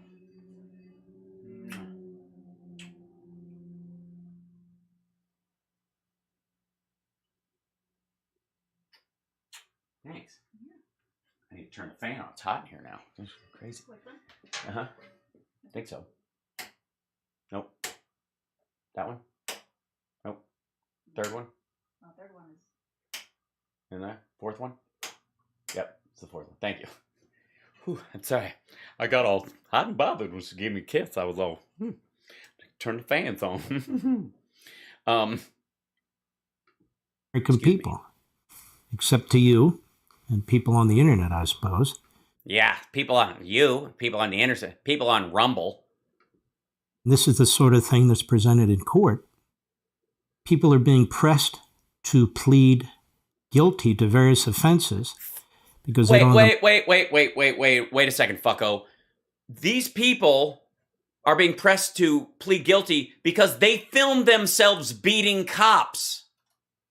They filmed themselves stealing shit. They filmed themselves urinating in the rotunda. They filmed themselves threatening to murder members of Congress. None of the people who just walk through this fucking door are getting charged with anything. They should, but they're all getting let off. Tens of thousands. You even started this with how many thousands of people were there, and how many are they charging? 600? Or the time to deal with these trials, or they're in jail and they want to get out. Hey, I got a good idea. If you're in jail and you want to get out and they offer you bail or bond and you can afford it, don't spit on the guards at the jail, threaten people, tell the judge that if you got out today, you'd do it all over again, because it's not a good look. Just last week or earlier this week had decided to enter into a plea agreement and then withdrew after a federal judge finally ruled that in one case, he said, how can you charge somebody with criminal trespass and parading and trying to prevent a vote when the police are waving the individual in? So the judge threw it out. This is the first case. Yeah, so one of them.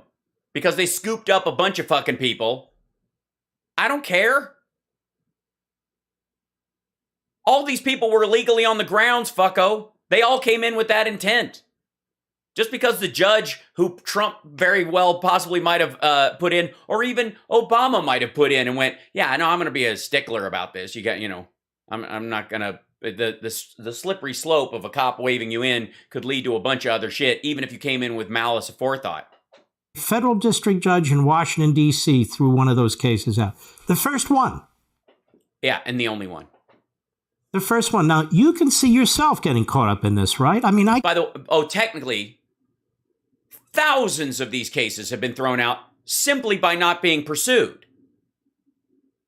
For that very same reason. She was in a group of a lot of other people who were way through and didn't do other shit. So they're like, nah, blow it.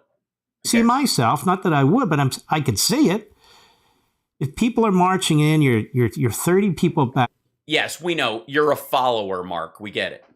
And the police don't care, and the doors are open, or they're waving you in, and you're just, I mean, there's a cop being tasered to your right, and somebody's beating him with a Blue Lives Matter flag, and you've got a boner. Anyways, you might as well go inside. You want to see what's going on. Yeah, you just want to see what's going on. Fuck, if this is the opening act, if we're tasing and beating cops as the opener, I can't wait for the headline. Now you're going to be charged with crimes? Yes, they all committed crimes, fucko. I'm not talking about people violently attacking the cops. Yes, you are. Or breaking windows or breaking through the doors. We know that's a different group. I'm talking... That's a different group. That's Antifa and BLM, clearly. About this group. And I'm talking about the 14 to 27 people that I saw in this video clip that walked up the stairs that I can't identify, and I have no idea what the fuck they did the rest of the time they were there, before or after, or if they were coordinating with the fucking Proud Boys and it was their truck that had a bunch of fucking guns in it. Who cares? vast majority of people. No, the vast majority of people went the fuck home. They're assholes, they're Trump lovers, but they weren't willing to go so far as to attack our goddamn democracy. And to that, I give them credit. I don't agree with their choices. I think their following of Trump is sort of ridiculous, but human to human, fine. Thank you very much. You believed what you believed. You probably have the same opinion about the Women's March when they showed up, which I marched in as well, when Trump got elected in the first place. And that's how we operate in this country. Most of the people who watched Trump went the fuck home. Any of the people who went to the Capitol and intended to go inside, fuck them. So this is something that unfortunately, justice does not seem like it's going to prevail. For all this and much more. You're right, Levin. Justice is not going to prevail. Most of these fuckers aren't going to get what they deserve. They're going to get a slap on the wrist. They're going to lie about where they were and what they were doing and what their intent was. They came there with the intent to murder someone, and they didn't get to do it, so therefore, like, I was just walking around. So no. And yeah. And it's Caden or whatever. Right. Thanks for watching. You're watching HAL Sparks Mega Worldwide. I'm on every day, Monday through Friday. Thursdays I'm on at 4 o'clock. The rest of the week I'm on at 3. I do a morning show Monday, Wednesday, Friday. And of course, Saturday, the HAL Sparks radio program Mega Worldwide, which I will do tomorrow at 9 o'clock in the morning, Pacific time, my time. And we take calls and all that kind of stuff. And I think Philip Ittner's going to be joining us from Lviv and kind of catch us up on the news that's going on there as well. Pretty crazy. Obviously, the sinking of the Moskva is going to be a big deal. I love how this story about the sinking of the Moskva is fucking hilarious and exemplary of how Russia works. Because the Ukrainians said we hit it with a missile. They actually claimed they hit it with 2. And 2 surface-to-sea missiles, they fired it from the land, they hit it. And it caught fire, and it was damaged horribly. The Russians said, no, they didn't hit it. It was ammunition. It was a mistake by our crew, and the ship caught fire. But it's fine. And it's all bullshit. We're towing it back for some repairs, and it's going to be right back in the fight. And then when they were towing it back, it sank. And they blamed choppy seas and damage to the hull from a fire. Okay, they're fucking unless the munitions exploded inside the hull, which is, imagine having, like, naval officers that inept. I don't believe it. And shitting on your soldiers that way. Like, your boat got hit because you're a fuck up, and you blame the soldiers that were on it when the explosion happened. No doubt some of them were killed, but it's their fucking fault. I have very little sympathies for the Russian soldiers that are inland, and especially the ones that are on a boat firing at cities from far away. Fuck you. But if it's your country and your soldiers and you're going to go, they didn't hit us. Our guys are fuck-ups. The ones that died, those guys were useless. And then they're towing it back and it sinks. And then they admit it sunk, but it was weather and a fire. And then today, they fired on like Mariupol, like an industrial area in Mariupol and another place in the east of Ukraine. in retaliation for the sinking of the Moskva. Why are you retaliating for an accident on your own ship that sunk? It's just so great. It's like the whole thing. It's so Russia. Anyways, it's like that. I love that. I have to say, I love that joke that the Russian journalist told on Real Time a couple of weeks ago. What goes in your ass and doesn't buzz? A Soviet-made ass buzzer.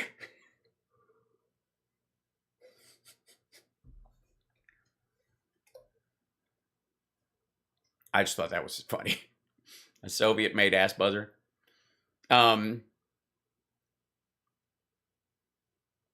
Right. Yeah, you didn't hit us, but you totally missed. But this is for saying you did. Bang. It's silly.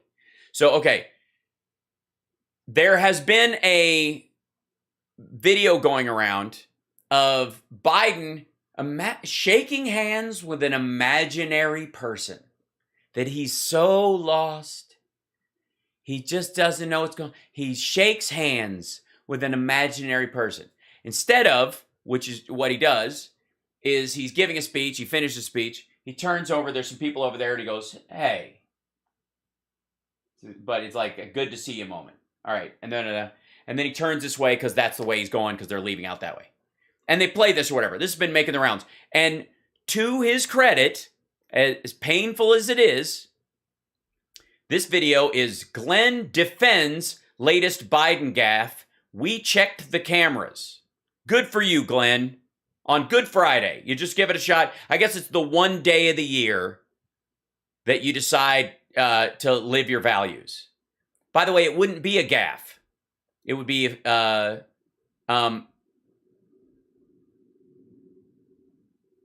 yeah, which looked his most recent gaffe, which looked like he tried to shake hands with a ghost, may not be what you think. He explains what his team found out when they checked all the angles. In Ukraine has driven up gas prices and food prices all over the world. Ukraine and Russia are the 1 and 2 largest wheat producers in the world. By the way, the sniffing that's going on in the background is Glenn Beck leaning into his goddamn ice mic and going, Number 3, they're shut down. Why the fuck are you going, We saw that in yesterday's inflation data. What people don't know is that 70% of the increase in inflation was a consequence of Putin's price hike because of the impact on oil prices. 70%. We need to address these high prices and urgently. All right. I know you want me to take you seriously, Glenn. But I don't know what the fuck you're doing in Harry Potter glasses and little boy PJs. This is fucking creepy. If he shaves his beard, I can see him trying to climb in through a window. I don't know. How does a grown man dress like this? What is happening? That's fantastic. Has anybody noticed how much of an old get off my lawn man he is now? Have you noticed that?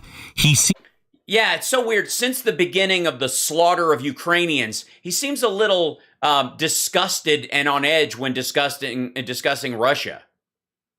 Yeah, normally he's pretty, he's eating ice cream and he's talking to people, and then a war starts and there are mass graves, and all of a sudden he's talking like he's angry about something. You know what's fucked up, Glenn? Is that you talk about these things like it's the fucking end times and everybody needs to stock up on fucking baked beans, and yet you end a bit about Jesus Christ, it's the end of the world, by going, still you're buying a new car. How's that going? To be angry a lot of the times, and this is actually coming from some people in the White House saying that he gets a little out of control. First of all, Glenn doesn't know anybody in the fucking White House. Secondly, there's a lot of serious shit going on. Trump used to yell at people about Diet Cokes. With his anger once in a while. But he'll turn on a dime. He looked angry. I was just watching this clip. He looked angry, but I don't know if you saw that clip earlier this week. I don't know, Stephen, if you have the clip, the one where he was, I can't remember what he said. I think obviously, folks, Glenn is slipping. He's imagining clips he never saw. He can't remember things well. He's wearing his PJs to work. He's started wetting the bed again. He's like the kid on Mindhunter. It's about Putin, maybe. But he all of a sudden, he was like, no joke. It was, first of all, if he's angry about Putin, does anybody fault him, considering the news that's been coming out lately? Do you know the footage you've been seeing online? From north of Kiev when they pulled out? Yeah. Biden's seen all of that. Biden sees like the full clips, not little pieces on TikTok and shit like that. And he's talking about his team, about what they're planning. And he knows that there's, that this is hold on one second. Somebody was asking for something, and I think it's got some value to it. I don't know why you wouldn't be pissed off about this. This is a serious issue. And by the way, if this was Trump and he was walking out there going, this has got to stop, they were like, I love the fact he's such a hero, such a boss. And he started yelling at the audience. You're like, oh, dude, man, you are really... Get the metal detector. It's time for you to walk on the beach. This is super common with people going... This is super common with people who are running a country during a war where the vast majority of the opposing parties and media is attacking them while saying that they should be doing more warring. For what it appears Joe Biden is going through, right? What does it appear he's... Oh, I know what he's going through, Stu. He's going through being the president. You know who's not going through that right now? All of us except Joe Biden and especially Donald Trump. You start to kind of lose your marbles. What? Marbles is one. That's the scientific term. I didn't want to get too deep into the science there. Control of your bowels. When you do realize Trump wears a diaper. Okay. Those things. Yes, those things. The normal interactions you have with people start to get really frustrating. Yeah. You know? Yeah, the normal interactions get really frustrating. You know those normal interactions? You guys know, in your normal day when you're giving an update on a war zone where a leader of another country is threatening nuclear annihilation with tactical nukes to that country and other allies, and that if they fuck around, they've got to find out if they cross the NATO line, and you're dealing with this shit, and this guy is constantly murdering civilians. They're shelling Mariupol into the dust. They're raping people. They're burying them alive. They're shooting people with their hands tied behind their back. And you know how that normally, I know when you're giving a press conference about that or an update about those details, and you're dealing with both a pandemic at home and the COVID stuff, that you just, normally you'd be really kind of, laid back about it, If somebody starts shouting in that situation, good Lord. And when you feel like people are mocking you feel like people are laughing at you, you feel... Yes, this is something Glenn definitely understands. You feel like people are looking at your PJs and going, what the fuck is wrong with you? You can't just pull up that piece of information is sitting there in your brain. Right.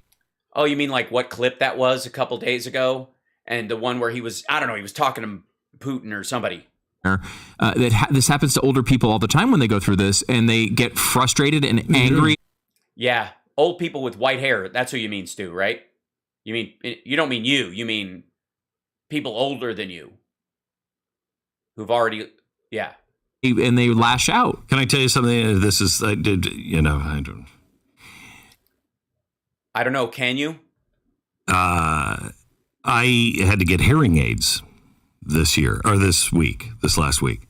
So I went and got hearing aids, and the doctor said, "So what's your biggest frustration?" And I said, "My wife. My wife Yeah. Was that? I said, take my wife, please. I said, my wife is the biggest frustration because I cannot hear. I've lost my upper range of frequency.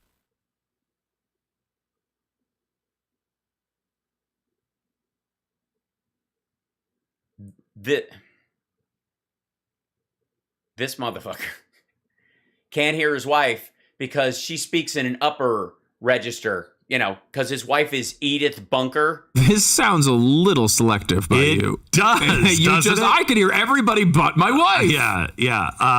And so I said, I can't hear her, and I'm constantly saying, wait, say that again. What? And, you know. Oh, she must love that. Oh, she does. Oh, yeah. And then finally she's like, you know, she'll be like, you're not wearing pants. Okay. All that aside, that Glenn Beck's joke about his wife yelling at him is that he's not wearing pants. So the idea is that he's out in public. Stu loves this one because apparently that's a recurring thing. There are children over. She's got to yell at him and he doesn't hear her.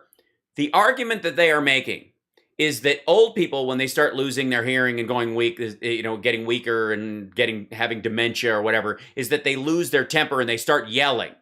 And the example he's giving is the fact that he's losing his hearing, he's not hearing her, and she, who has full faculties, is getting pissed at him because he can't hear, and starts screaming at him because fuck whether or not you can hear your upper register, you're out naked at the mall. You know, and I'll be like, you don't have to yell at me. Right. You know what I mean? Yeah. No, none of us know what the fuck you mean. And she said this is the biggest problem when you start to lose your hearing is you get really frustrated. Asshole, you just told us your wife gets really frustrated. You don't seem to give a shit. What do you mean you don't? She's not deaf, you are. Everybody else gets frustrated, and it's... Yeah, then the whole White House is frustrated, and everybody's yelling, and then they get a cat, and you know what that means. It's this weird misunderstanding kind of thing. You're both feeling it in a different way. No, Stu doesn't know what the fuck you're talking about. He made I'm trying to follow you noise, but look at his face. He has no idea what you're on about, and you're pulling this story off the ceiling like he always does. Glenn Beck, we've seen, remember those clips we were seeing where Glenn was like, I don't know if there's a thing, like, the bullshit he makes up is always on the ceiling. And she said, so she was doing some things, and I started to feel like, because word retrieval has become a little weird for me, and I'm like,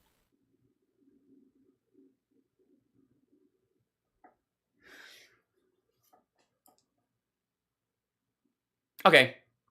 Every projection is a confession. No wonder Glenn Beck is constantly shitting on Biden for being old and deaf and lost and having dementia. I mean, I've never been good with words. Words ain't my friend. We know. But word retrieval has become a little difficult. And this is like really early if I'm having problems with word retrieval. And so I went in and I did his test. And do this. Yeah, we know. We've heard of the test. It exists. I think it's been a long time, but person, woman, man, camera, TV. Mm-hmm. This test where you're following things on a screen and it seemingly has nothing to do with hearing. And I'm like, okay, that was a fun test. I'm here for my ears. What? I said I'm here for my ear. Oh, fuck. This is supposed to be a joke. They're not deaf. You are. Oh, God. You're not wearing pants. So it's a callback in the good Lord. Anyway, she comes in and she said, your cognitive your cognitive is slowing down. Yes, that's how doctors talk. Your cognitive is slowing down, Glenn. You used to be sharp as a fucking Vienna sausage, and now we don't know, the dew has fallen off the frog. What's the word I'm looking for? Your cognitive is falling apart. I said, Right. Okay. I didn't think I would hear that from the ear specialist, but yes. Right. Okay. I don't know how much any of this is fucking true at all. And I don't know why all of a sudden, maybe this is why he finally defends Biden in this clip, because he's afraid. He's finally, this is the pathetic, flexible morality of the right. Everybody's weak until you are, and then all of a sudden, all weaknesses are forgiven. Happening. And she said, that's normal. She said, you don't hear with your ears, you hear with your brain.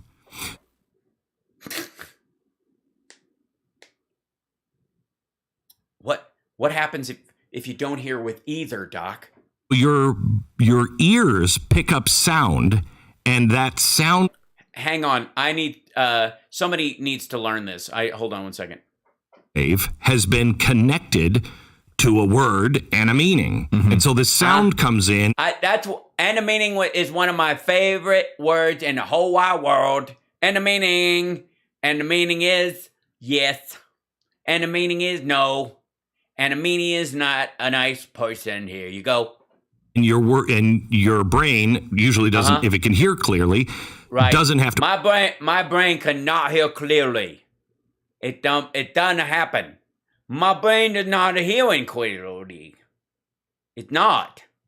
Like the other day, my daddy said, "Don't pull cat's tail," and I heard, "Don't not pull cat's tail." Work very hard to put the word in place, okay? But if you can't hear it, it then has to go through all of the words that. Yeah, it goes through a mousetrap. Word go in your head, and then it goes through a pachinko machine. It go bonk, bonk, bonk, bonk, bonk, bonk, and then it bounce into your face, and then you whirl it around. And this is what I learned from Glenn Beck. If you don't know what a word means, just say it. Sound like, and then put it into the sentence. More processing time, essentially. Right. Yeah. So you're over. Right. That's why sometimes you watch. There's long period of moment where Glenn is speaking, but he not say anything. And Stu he's not speaking, but he's saying a lot with his face, like, help, this not good, what? Loading, because, there'll be sentences where I'm like, the chicken is wearing shoes? What did you... Yeah, that's not good. That don't make any sense. Chicken don't wear shoes. They wear sandals.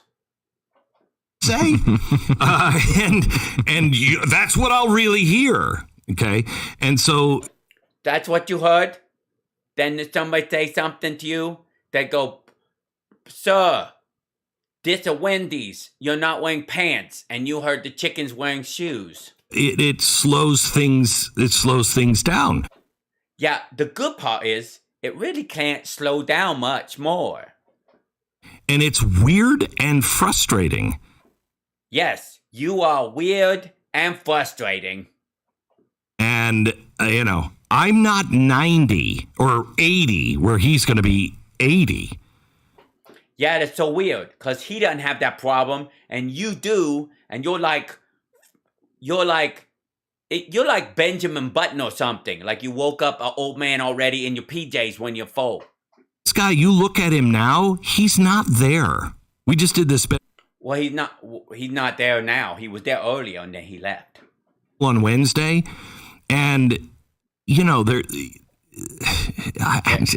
just, sometimes the words are hard to come up with.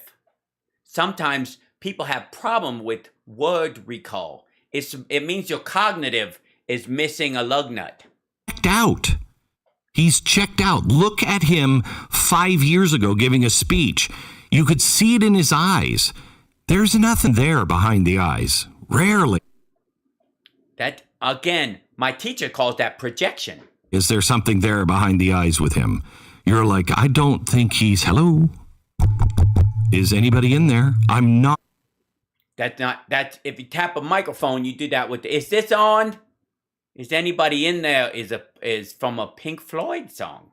Sure that there is. Yesterday, there was this viral video that was going around of him at the end of a speech. Do we happen to have this where he was shaking hands with Niblet?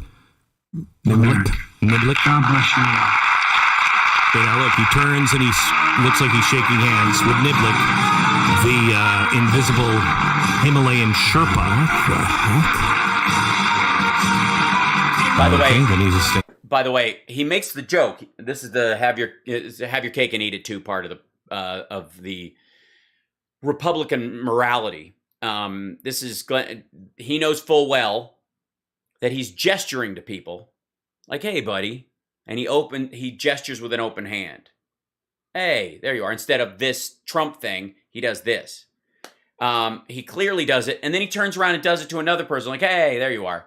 Like, because these people were just off on his periphery while he was giving the speech, and then he looks over like, "Oh, there you go, man. Hey, how you doing?" And then he's got to go. So it's so baseline. It's so normal. Looks and walks off. Okay, looks like he didn't just walk off. He didn't wander into the fucking parking lot. That's where the stairs are on the stage. Meandering guy. However, if you look at, we checked the camera angles. And again, this Stu actually is having the reaction that Glenn wants you to have, which is, what the hell is with this guy? If you look at all the camera angles, it doesn't look as bad from all angles. Okay. It might have been just that angle. It didn't look like he was so befuddled with other angles. And I think it's important that we dismiss the things that are not. For instance, he's always said crazy things. But the things that he says occasionally now are much different than the crazy things he used to say. So this started out with Stu has not seen this. And Glenn looked at it with the staff, and they all saw the footage where he was like, "Hey, man, look at that." And then another person like, "Hey, how you doing?" And then he walked off stage. He was just kind of gesturing to people. He knew he didn't have time to shake hands with people, but he wanted to take time to recognize them while he was standing there, like a good fucking person. Again, Glenn is attacking Biden for interpersonal skills he himself is incapable of showing. And much more dangerous. Yeah, there is, I think, honestly, I'm glad you said that about looking at the other camera angles, because, look, it's easy for us to find. You can always find stuff that makes Joe Biden look bad. I mean, he does it time after time after time. But I think it really... Dude, I could spend a day, Stu, making it look like you guys are all panicked at things that Glenn is saying. I mean, there's enough footage of you going, "What?" That you could intercut with Glenn wandering, trying to find a word, bitching about something that no one understands, making a reference that is inappropriate to the circumstance. Is important for the American people to monitor the line here between where Joe Biden is, which is really bad in my opinion, and where it appears, unfortunately, Dianne Feinstein is, which is... Or where Glenn Beck is. Unable to seemingly do her job in any way. That now Democrats are saying that. Come out to the San Francisco Chronicle and said, "Hey, we've had meetings with her." Right, and she spoke with them and yada yada, and that's it. Yeah, she's super old. We get it. That's up to the California. That's like whether she wants to step down or staff wants to step down. They say she's sharp. Whatever. You can. That's an argument back and forth. I think she should retire and somebody else should replace her. That's not my call, except as a voter for the next time. But that ain't the same thing. And with Glenn apparently confessing to the fact that he's out in public not wearing pants all the time, and either doesn't give a shit or doesn't listen to anybody who tells him so, and then shows up at work in fucking PJs. She's introducing herself multiple times to us in the conversation. She's not recognizing people who have worked on their staff. There's a joke on Capitol Hill that that there is what? Oh God.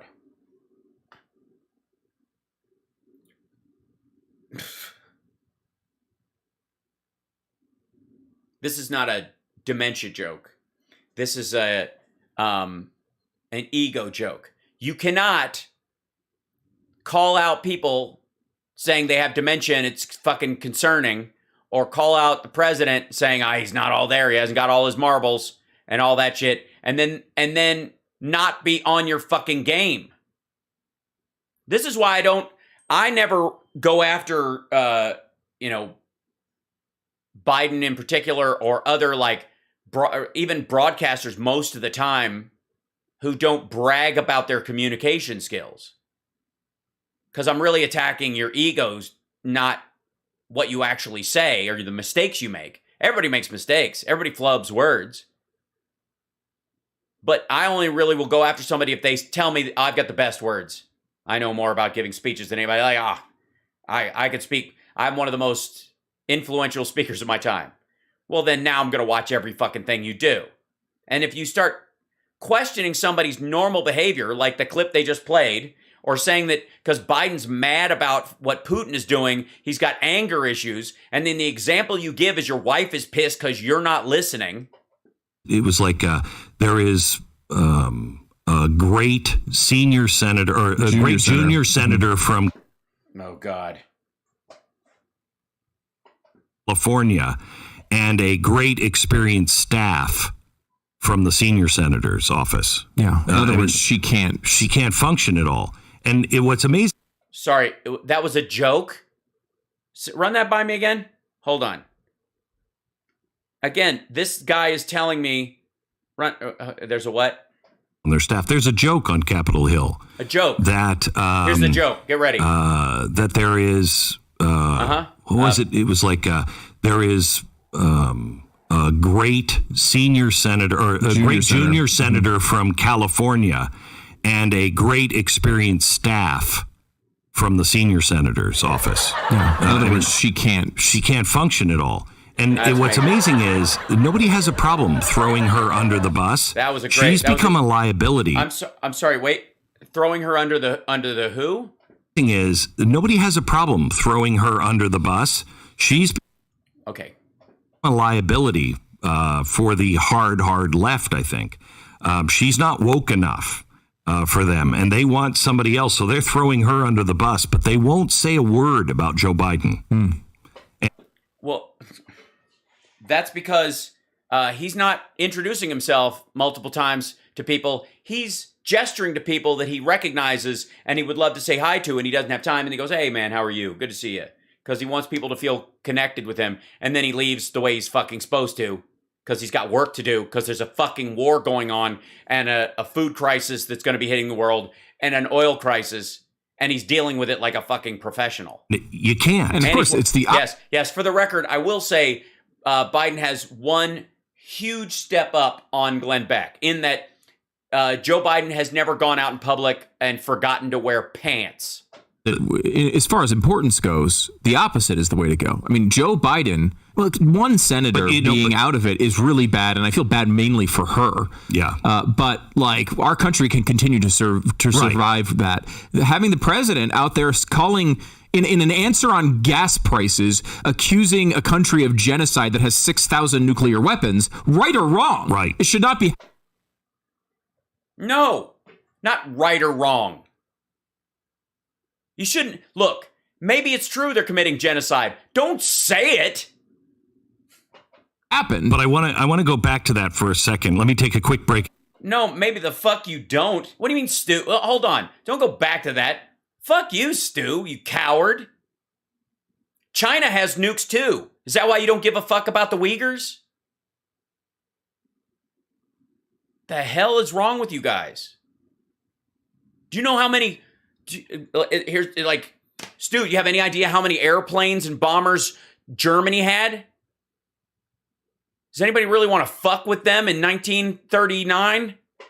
Come back, because the 25th Amendment everybody's talking about, and we learned... No, they're not. They're just mentioning it around the office.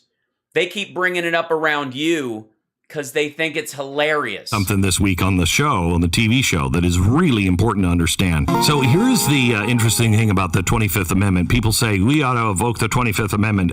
That's what Nancy Pelosi tried to do with changing the law to allow Congress to do it. But that Congress just changing a law does not change the Constitution. The Constitution was written in such a way, this particular law, that it can only be his side that pulls people out. So in other words, an opposing party that, like with Donald Trump, can't say, oh my gosh, he's crazy. Right. That, like with Donald Trump, can't say, oh my gosh, he's crazy, we got to get him out, and then invoke the 25th Amendment. It has to be the vice president and what is it, a third? Yeah, I thought it was half the cabinet, half but the it's something cabinet, like that. like that. Yeah, it's. I mean, the details don't matter, and as you get older, it's harder to pull up those kind of details. So it has to be those guys that do it, the people that are in his administration that actually do something like that. It cannot be done any other way. Well, there's another carve out for a commission of sorts. It's a vote of no confidence, a commission of sorts. The Congress can name, right? That's what the direction she was trying to go in. I don't think that's in the 25th Amendment, is it? Yeah. Guys, if you're going to call out Joe Biden for being cognitively inadequate, not up to the task, you can't dither and ramble about your strategy or lack thereof to express that fear in the world. There's two ways. Oh, fucking hell. Go about it. Because we were just talking about this because I was interested. This is 18 months ago they proposed this. I know. 18 months ago they proposed this as. Yeah. Trump was getting his followers to attack the Capitol and apparently was just short of jacking off to the video. Change. And this is one of the things we talk about all the time. You can not like the person at the top, or you look and like the person at the top.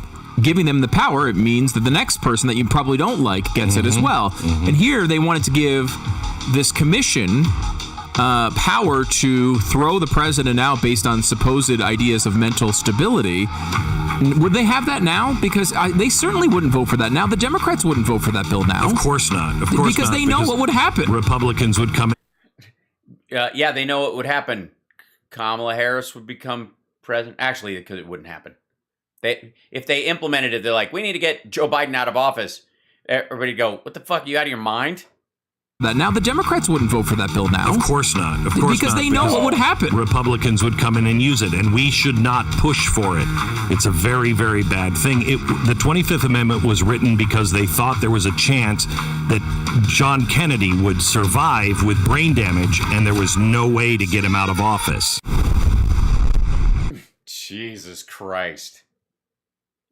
Just the wackery in this, just the fantasy Monday morning quarterbacking, just ego-based bullshit where the two of them are literally fumfering on air when discussing Biden's lack of mental acuity. Meanwhile, Biden's strategy and all this stuff is fucking working.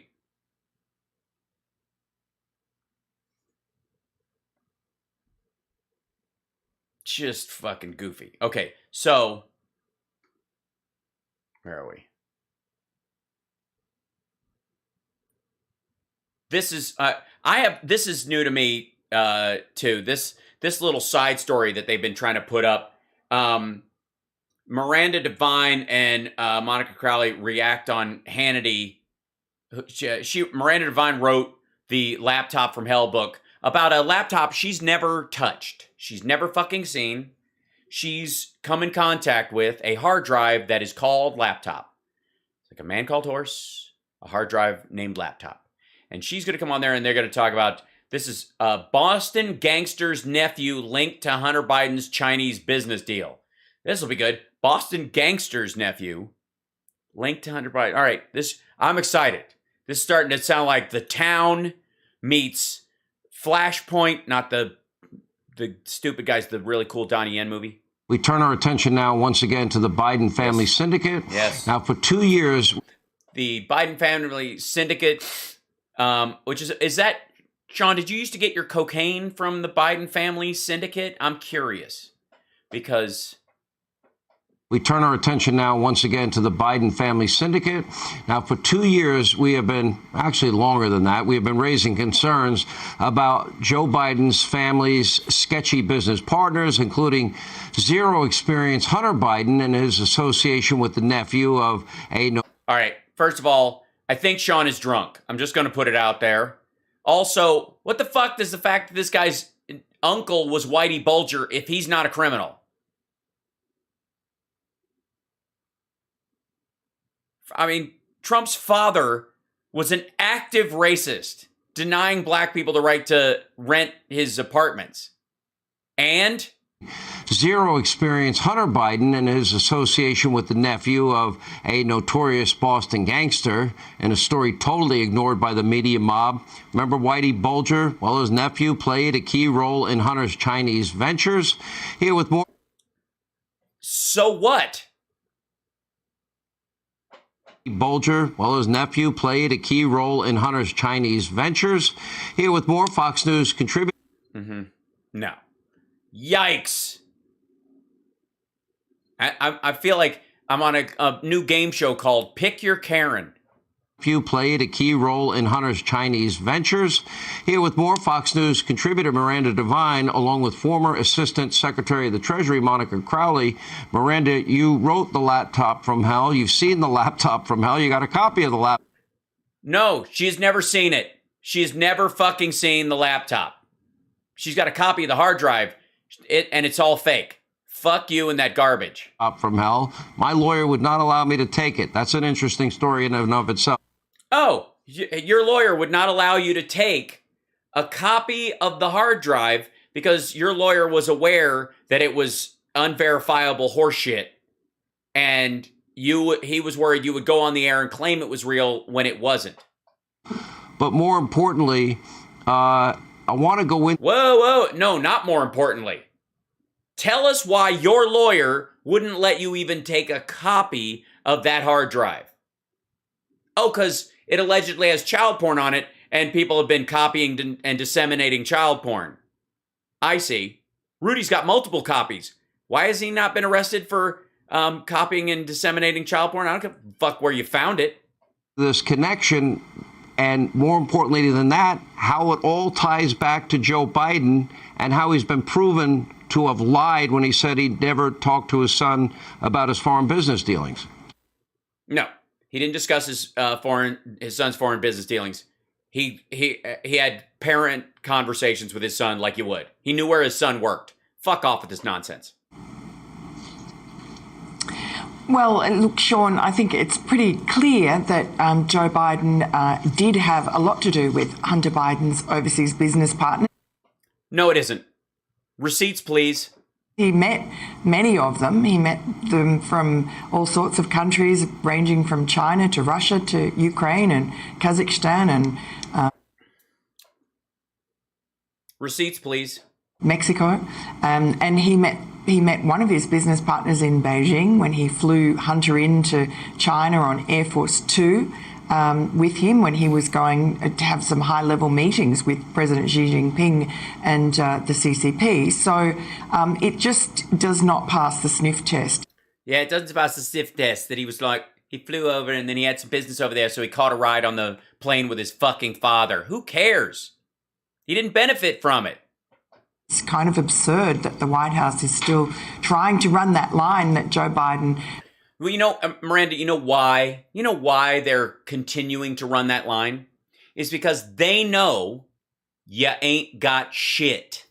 They know that this is puffery, that this is nonsense, that everything on that hard drive, A, is manufactured bullshit, or if you wanted to institute it into a criminal charge anywhere or a civil charge, it would be thrown out of court immediately because you and Rudy and Maxie and McIsaac are untrustworthy carriers of it, and you kept it hidden for years. I knew nothing about his son Hunter's overseas business dealings. He knew that's not what he said. Of course he knows where his son's businesses were. Like, he doesn't have to be totally ignorant. He's just not discussing the deals or helping him with it. He can't, they want you to believe that because he knew his son worked at Burisma, or he knew that his son's partners were doing business in these certain countries, which he would want to know, by the way, if he was trying to avoid, you know, the look of impropriety. He would want to know, like, what are you working on over there? I don't want to crisscross with what we're talking about. Okay, Yeah? Okay, yeah, we're not going anywhere near that. Don't worry about it. Okay, doesn't step on our toes. Has nothing to do with what I'm there to do. What was, well, maybe he didn't know the details, but he knew what Hunter was up to. And yes, the details are the important part. The details is where criminality and corruption would have happened. But since he doesn't know the fucking details, he can't actually be corrupt now, can he? You can't be corrupt in the broad strokes, especially if none of the money got to you. Doing it in his name. Oh, I'm sorry, I forgot. Hunter paid for shutters on the lake house and then got paid back. We have pictures, Monica Crowley, of Joe Biden with foreign business partners from Mexico and foreign business partners from Kazakhstan. Yeah, let me show you this real quick. Let's see.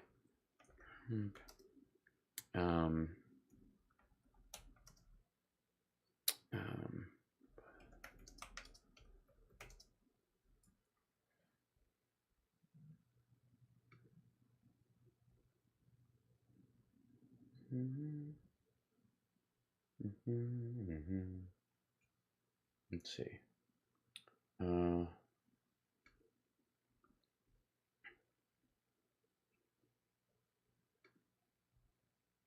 Here's a picture of George Nader with Donald Trump. George Nader got arrested for child porn, Sean.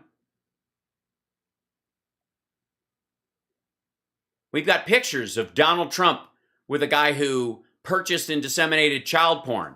We also have pictures of Trump dancing and joking with Jeffrey Epstein.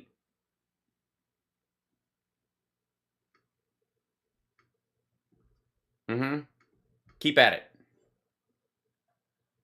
it. Like these handshake bullshits are going to... And the lecture that he gave his Mexican business partner, which was, oh, I've brought you to the White House all these times. I brought you to meet my father all these times. You haven't given me anything yet. So clearly there was a quid pro quo expectation. No, apparently not. And the meetings didn't happen. Here's my question, though. Here's my question. Why are you fucking sniffing all the time? That's weird. The money that this family syndicate got from China and in the deals they got from China. Syndicate. And the money they got from a Russian oligarch, former First Lady of Moscow, millions of dollars. Former First Lady of Moscow? Why is she the former? Oh, because her husband went to jail for corruption and she didn't want to die destitute, so she invested her money. All right, never mind. The money they got from a Kazakhstan oligarch. The millions that Hunter got from Ukraine with Burisma and Joe Leverage's. Yeah, by the way, Burisma before Hunter, corrupt and incapable of major projects. Hunter Biden and his friends come in with investment money, shepherd the money through, and Burisma is a functioning company with none of the corruption and actually makes money now. $1 billion taxpayer dollars to fire the prosecutor investigating. Again, this was the will of the Obama administration. This was the will of Congress.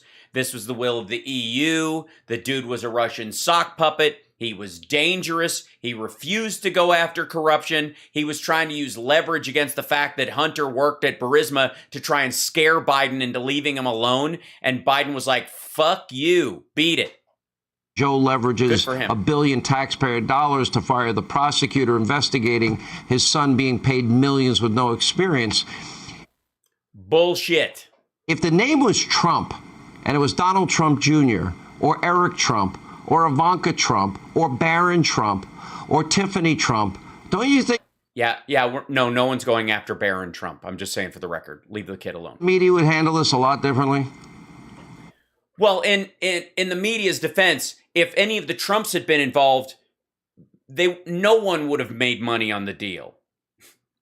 They would have lost money. So, it would have just been a kind of a punchline. You know what I mean? I think that question answers itself, Sean. I think the answer is very obvious. No, that's not what it does. It's your job. They cut to you, Monica. Answer the fucking question. Is that, of course, if this were any member of the Trump family. Wait, how did she get to be the host of the Monica Crowley podcast? we'd be on the 15th impeachment of Donald Trump ex post facto. Look, the double standard is so. E pluribus unum. Have a nice day. We've got deep corruption with this family that's gone on for decades. Influence peddling is the Biden family business. We've got long. Yeah, then why do they only have like 2 houses? If influence peddling is that, why are they such a cheap date? If there's a huge crime syndicate around this, where the fuck is the money? Where is the Putin like, elaborate estates? Where are the trips to Switzerland to stay at the real house? Why don't the Bidens have a fucking Irish golf course they own? They don't. Paper trails, Sean, of the corruption of not just Hunter, but Joe. I mean, this is a Joe Biden story. And we know the famous. Yes, well, he is a mastermind. I will give him that. Percent for the big guy. But now we've also got emails and texts indicating that Joe Biden had Hunter, the bag man for the Biden family, actually turning over 50% of their ill-gotten gain. Oh, that by the way, this is the same shit. This is 2 years old, this bullshit. If he's the bag man, he's supposed to turn over 100%. The bag man doesn't get to keep half. If you're the bag man, you just carry the fucking bag. Honest to God. Look, can you guys watch some gangster movies or some shit, please? I don't get it. Okay. Shouldn't there be an investigation? Is Joe Biden compromised by China? No. If he was compromised by China, we wouldn't have the AUKUS agreement. If he was compromised by China, he would have overturned the tariffs that Trump put in when he came in office. If he was compromised, he wouldn't have sent a delegate group in his administration to fucking Taiwan. If he was compromised by China, the State Department wouldn't view the Uyghur genocide as a fucking genocide. Where is the benefit package? I just want to fucking see it. They've never seen The Big Lebowski. They're not privy to the new shit, man. And if he's compromised by Ukraine, that means all of Europe and 81% of Americans are compromised by Ukraine as well. We're all in to protect Ukraine, but just so that the fucking Hunter Biden laptop number 5 doesn't come out. Get fucked. And Russia and Ukraine and Kazakhstan. Compromised by China. Compromised by an investigation. Is Joe Biden compromised by China and Russia and Ukraine and Kazakhstan? Because that's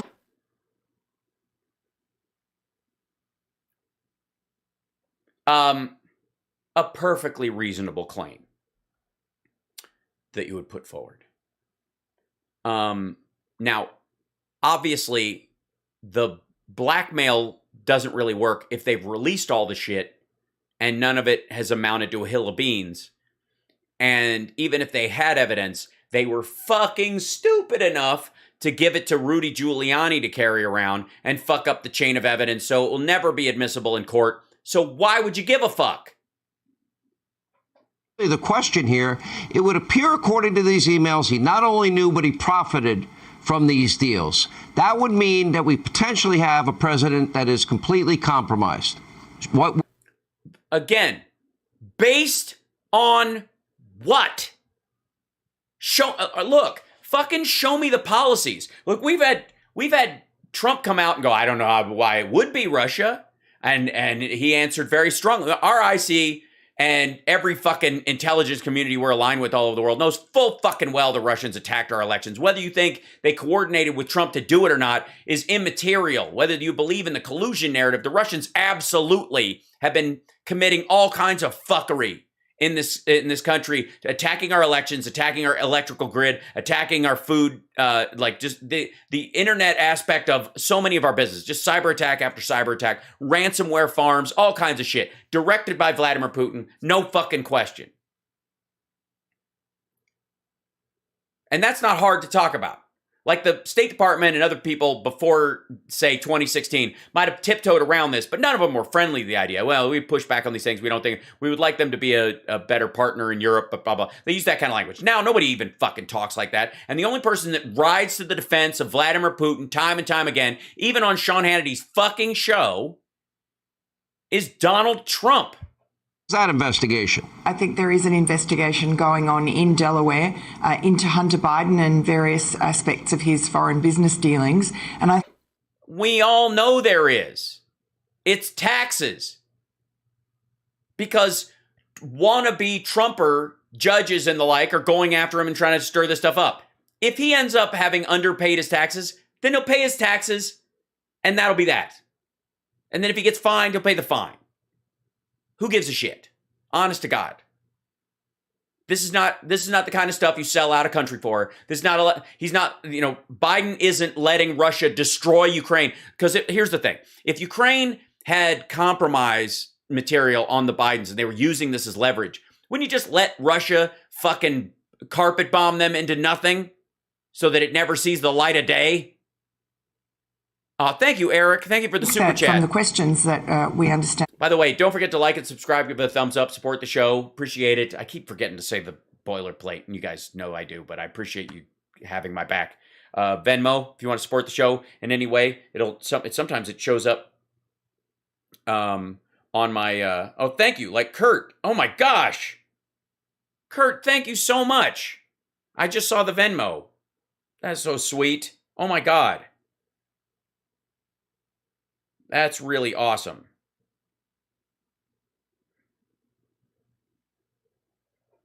Asked of some of the witnesses, such as who is the big guy, it seems that they are starting to look at Joe Biden because... No, they're not. Tony Bobolinsky's, like, he's now a paid op. Nobody gives a fuck. The other guys in Rosemont Seneca and Hunter Biden started distancing themselves from him because he was coked up as the rest. These guys were all like jet-setting around, getting hookers, getting blow, playing with large sums of money. Hunter fell into it and then got out. They were using him, and he was, at one point, he's like, I'm not going to just be your fucking, we have to follow the FARA rules. That's even in the fucking intercepted, the emails that came from his actual computers that the Delaware Biden DA is the big guy, as Tony Bobolinsky told us. Monica. Yeah, fuck Tony Bobolinsky and his bullshit. Also, fuck Carter Page, just again. Thank you, Miranda. Always great to see you. Hey, Sean Hannity here. Also, what did this have to do? This Boston gangster's nephew linked to Hunter Biden's Chinese deal. How? What the fuck was that? He showed this. Played key role in Hunter Biden's Chinese business ventures. Cameron Cawthorn et al. Okay, hold on one second. That... Whitey Bulger's nephew played. Let's do this. This is the actual article that they put on the site. Whitey Bulger's nephew played a key role. Hunter Biden has been under federal investigation for his tax affairs since 2018. All right, since Trump was in office, you think? Jim Bulger was a business associate of Hunter Biden, and according to emails obtained and reviewed by Fox News Digital, appears to have played a key role in a number of his Chinese business ventures. Where? From the fucking laptop? Piss off. Jim Bulger serves as the chairman of a Boston-based Thornton Group, LLC, a firm that joined forces with Hunter's Rosemont Seneca to launch its joint venture with Chinese investment firm Bohai Capital to create BHR Partners. BHR Partners is controlled by the Bank of China Limited. That's Whitey Bulger. I don't know why the fuck that matters. One email dated... meeting the Chinese ambassador shows Bulger suggests himself, Hunter Biden, and Rosemont Seneca co-founder Devin Archer meet with the Chinese ambassador in D.C. to talk about the fund. Bulger forwards an email from his associate. Please read the document Lenny sent me. You'll find it below. Bulger writes to Biden Archer, a U.S. embassy staffer met with former CEO of Baha'i Fund in 2008 and wrote up a report on the meeting. Bulger writes, it's pretty interesting that someone in the embassy in Beijing would be interested in what the domestic Bohai PE fund was up to. That's because they were like, we're not doing business with the Chinese fucking government. If they want to be independent, we can do this. I thought you guys should see this, Bulger writes. I still believe a meeting early next week with the ambassador, if possible, would be best. Hope this does not cause too much of an ass ache. It is unclear if the meeting between Biden, Bulger, Archer, and the Chinese ambassador took place. It didn't. Joe Biden was serving as vice president of the United States at the time of the meeting request. Another email dated 20 shows Bulger writing to Hunter Biden and Archer. Gentlemen, during the weekly BHR call last night, Lindsay informed the whole China team, excluding Jonathan, about the message you both conveyed about the morning call with Lindsay. She was very clear to all on the phone that the signing of an investment contract with Gaoxin or BOC or PICC is task number one. BOC is the Bank of China. PICC is referring to the People's Insurance Company of China. Bulger continues to say that he was asked to discuss the need for a contracted Chinese anchor investor. In that email, he also suggests that they discuss high-level research with another associate for Thornton on CAS Sino energy business that both can review. In addition to his own business deals, Hunter also involved Bulger in family business matters. Fox News reported last October John Owens, who was married to Valerie Biden Owens, President Biden's younger sister, reached out to Hunter in the 24th for securing a business license to expand his telemedicine company in China, saying it may need to be secured very quickly. Owens, who goes by Jack, emailed Hunter, informing that his company's MediGuide and MediGuide Insurance reached a serious stage of negotiations with the China-based insurance company, but said he wouldn't be able to seal the deal without a Chinese business license. And let's see, Hunter Biden working on it. Back to you ASAP. Time pressure is very tight. Plus, the fact we do not yet have one has caused a slight credibility bump in the company's mind. This all translates into a need for a business license and one secured very quickly. While this might seem to be a mundane task, I've come to understand that matters such as business license can end up taking an inordinate amount of time we do not have. So he's got investor friends. They're all connected that maybe you can help out. Within the hour, Hunter turned to Bulger by forwarding the email to him. A Taiwanese-American businessman has been involved in a nonprofit that partnered with a group known for pushing propaganda supporting the Chinese Communist Party. Also copied on the email. See email below from my Uncle Jack. Is there a way we can help him expedite this? Time is of the essence. Bulger spent the next morning to discuss with Lynn to help. 3 days later, Bulger said, me and Michael had a call Jack this morning. I think we have a solution for his China problem. Michael and Rand are researching the regs and laws right now, but our Thornton WOFE would like to be okay for Jack's company to use. He mentioned WOFE. He was likely referring to the wholly foreign-owned enterprise of the Thornton Group, the company Bulger and Lynn co-founded. It is unclear whether Bulger and Lynn were able to successfully consider the business license for Owens or whether Thornton's WOF sufficed China's laws. However, MediGuide's website says it has to come to an agreement with Shanghai, which will be legally representing MediGuide. All that shit's fallen apart ever since. It doesn't matter. Your board seat in the Ukraine might be picked up by the wire service. Some nuts want to read into it. Hope you can handle that. Okay, Hunter, just keep it in place, buddy. Sober's better. Okay. Hunter appears to have been aware that Bulger was the nephew of him. Of course he fucking was. There was a thing about the... where is it? Hunter, weeks after the 2020 president released a statement acknowledging the federal investigation of tax affairs. I take this matter very seriously, but I'm confident that a professional and objective review of these matters will demonstrate that I handled my affairs legally and appropriately, including the benefit of professional tax advisors, Biden said in a December 2020 statement. Don't fucking care, not a news story, and this is all you get from that story. That's all you get, is him putting Fox's own headline up. And then they go to this... They were totally compromised. They compromised. It's fair to say that their compromise must be compromised. Compromise. So, I'm just saying, Sean, another fail. I don't understand why these assholes think they have anything ever. It's just fucking boring. You're watching HAL Sparks Mega Worldwide. This is a long show today. We started off with Master Text Theater, and then we did a couple of clips, and it felt really good. It was nice. I'm always getting backed up on this shit, as we do.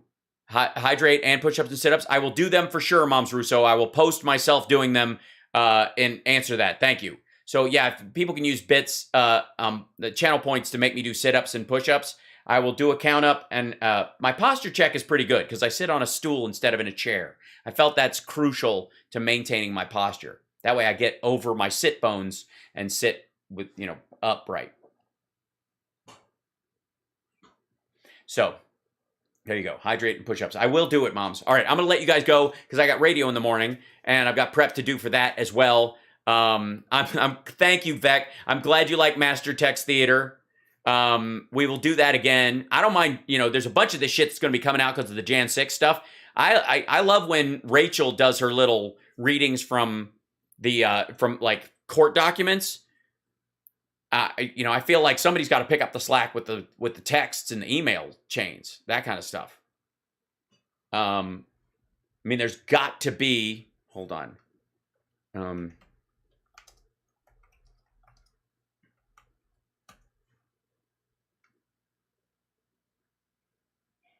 Yep, there's there's the Hannity texts. There's lots of stuff. Anyways, I'm gonna go. Take care of yourself and take care of somebody else. Again, thank you guys for the support. Patreon.com/HalSparks. Think about joining. It'd be really lovely at any level. Live shows are coming up. The 27th is the next one with Nerd Halen. I may or may not be joining the Ukraine benefit show at the Jam. It's a matter of just space because they have special artists coming in, so I don't want to take the place of one of the Ukrainian singers, or because some of the singers, they're Americans, but they have Ukrainian heritage, and they're going to perform at the Jam. If I can help in any way, maybe I'll just do guitar. Who knows? But at the that may happen, but I'll let you guys know. The next one will be at the Viper Room in LA on April 27th. And then I will be in San Diego at the Laugh Factory in May, and then more dates to follow. We're adding a bunch of Nerd Halen dates as well in Texas, which will be an adventure. And then back east in the fall, that has started to show up. So that's nice. So those are starting to happen. Of course, we're at Monsters on the Mountain outside of Chattanooga, Tennessee in August, like the weekend of the 19th, I think it is. And that weekend, we are going to do a show on Friday night at the Monsters on the Mountain. And then we're going to go down to Nashville on Saturday and do a show. And then the rest of the band's going to fuck off. And then I go back to the Monsters on the Mountain thing, and I'm going to do stand-up at the Monsters on the Mountain as well. So if you're going to that, or you're going to part of that, or you're going to, some of that, or if you're in the Nashville area, that weekend, the weekend of Monsters on the Mountain, Saturday night we'll be in Nashville performing. It's going to be a good time. So anyways, thank you guys for joining me for the morning show. I'm still kind of reeling from that conversation. It was really fun. It's nice to have a philosophical discussion and start, borderline tearing up, just talking about what you do for a living. That's a good sign, I think, in general. Anyways, I appreciate you guys, and I will see you tomorrow.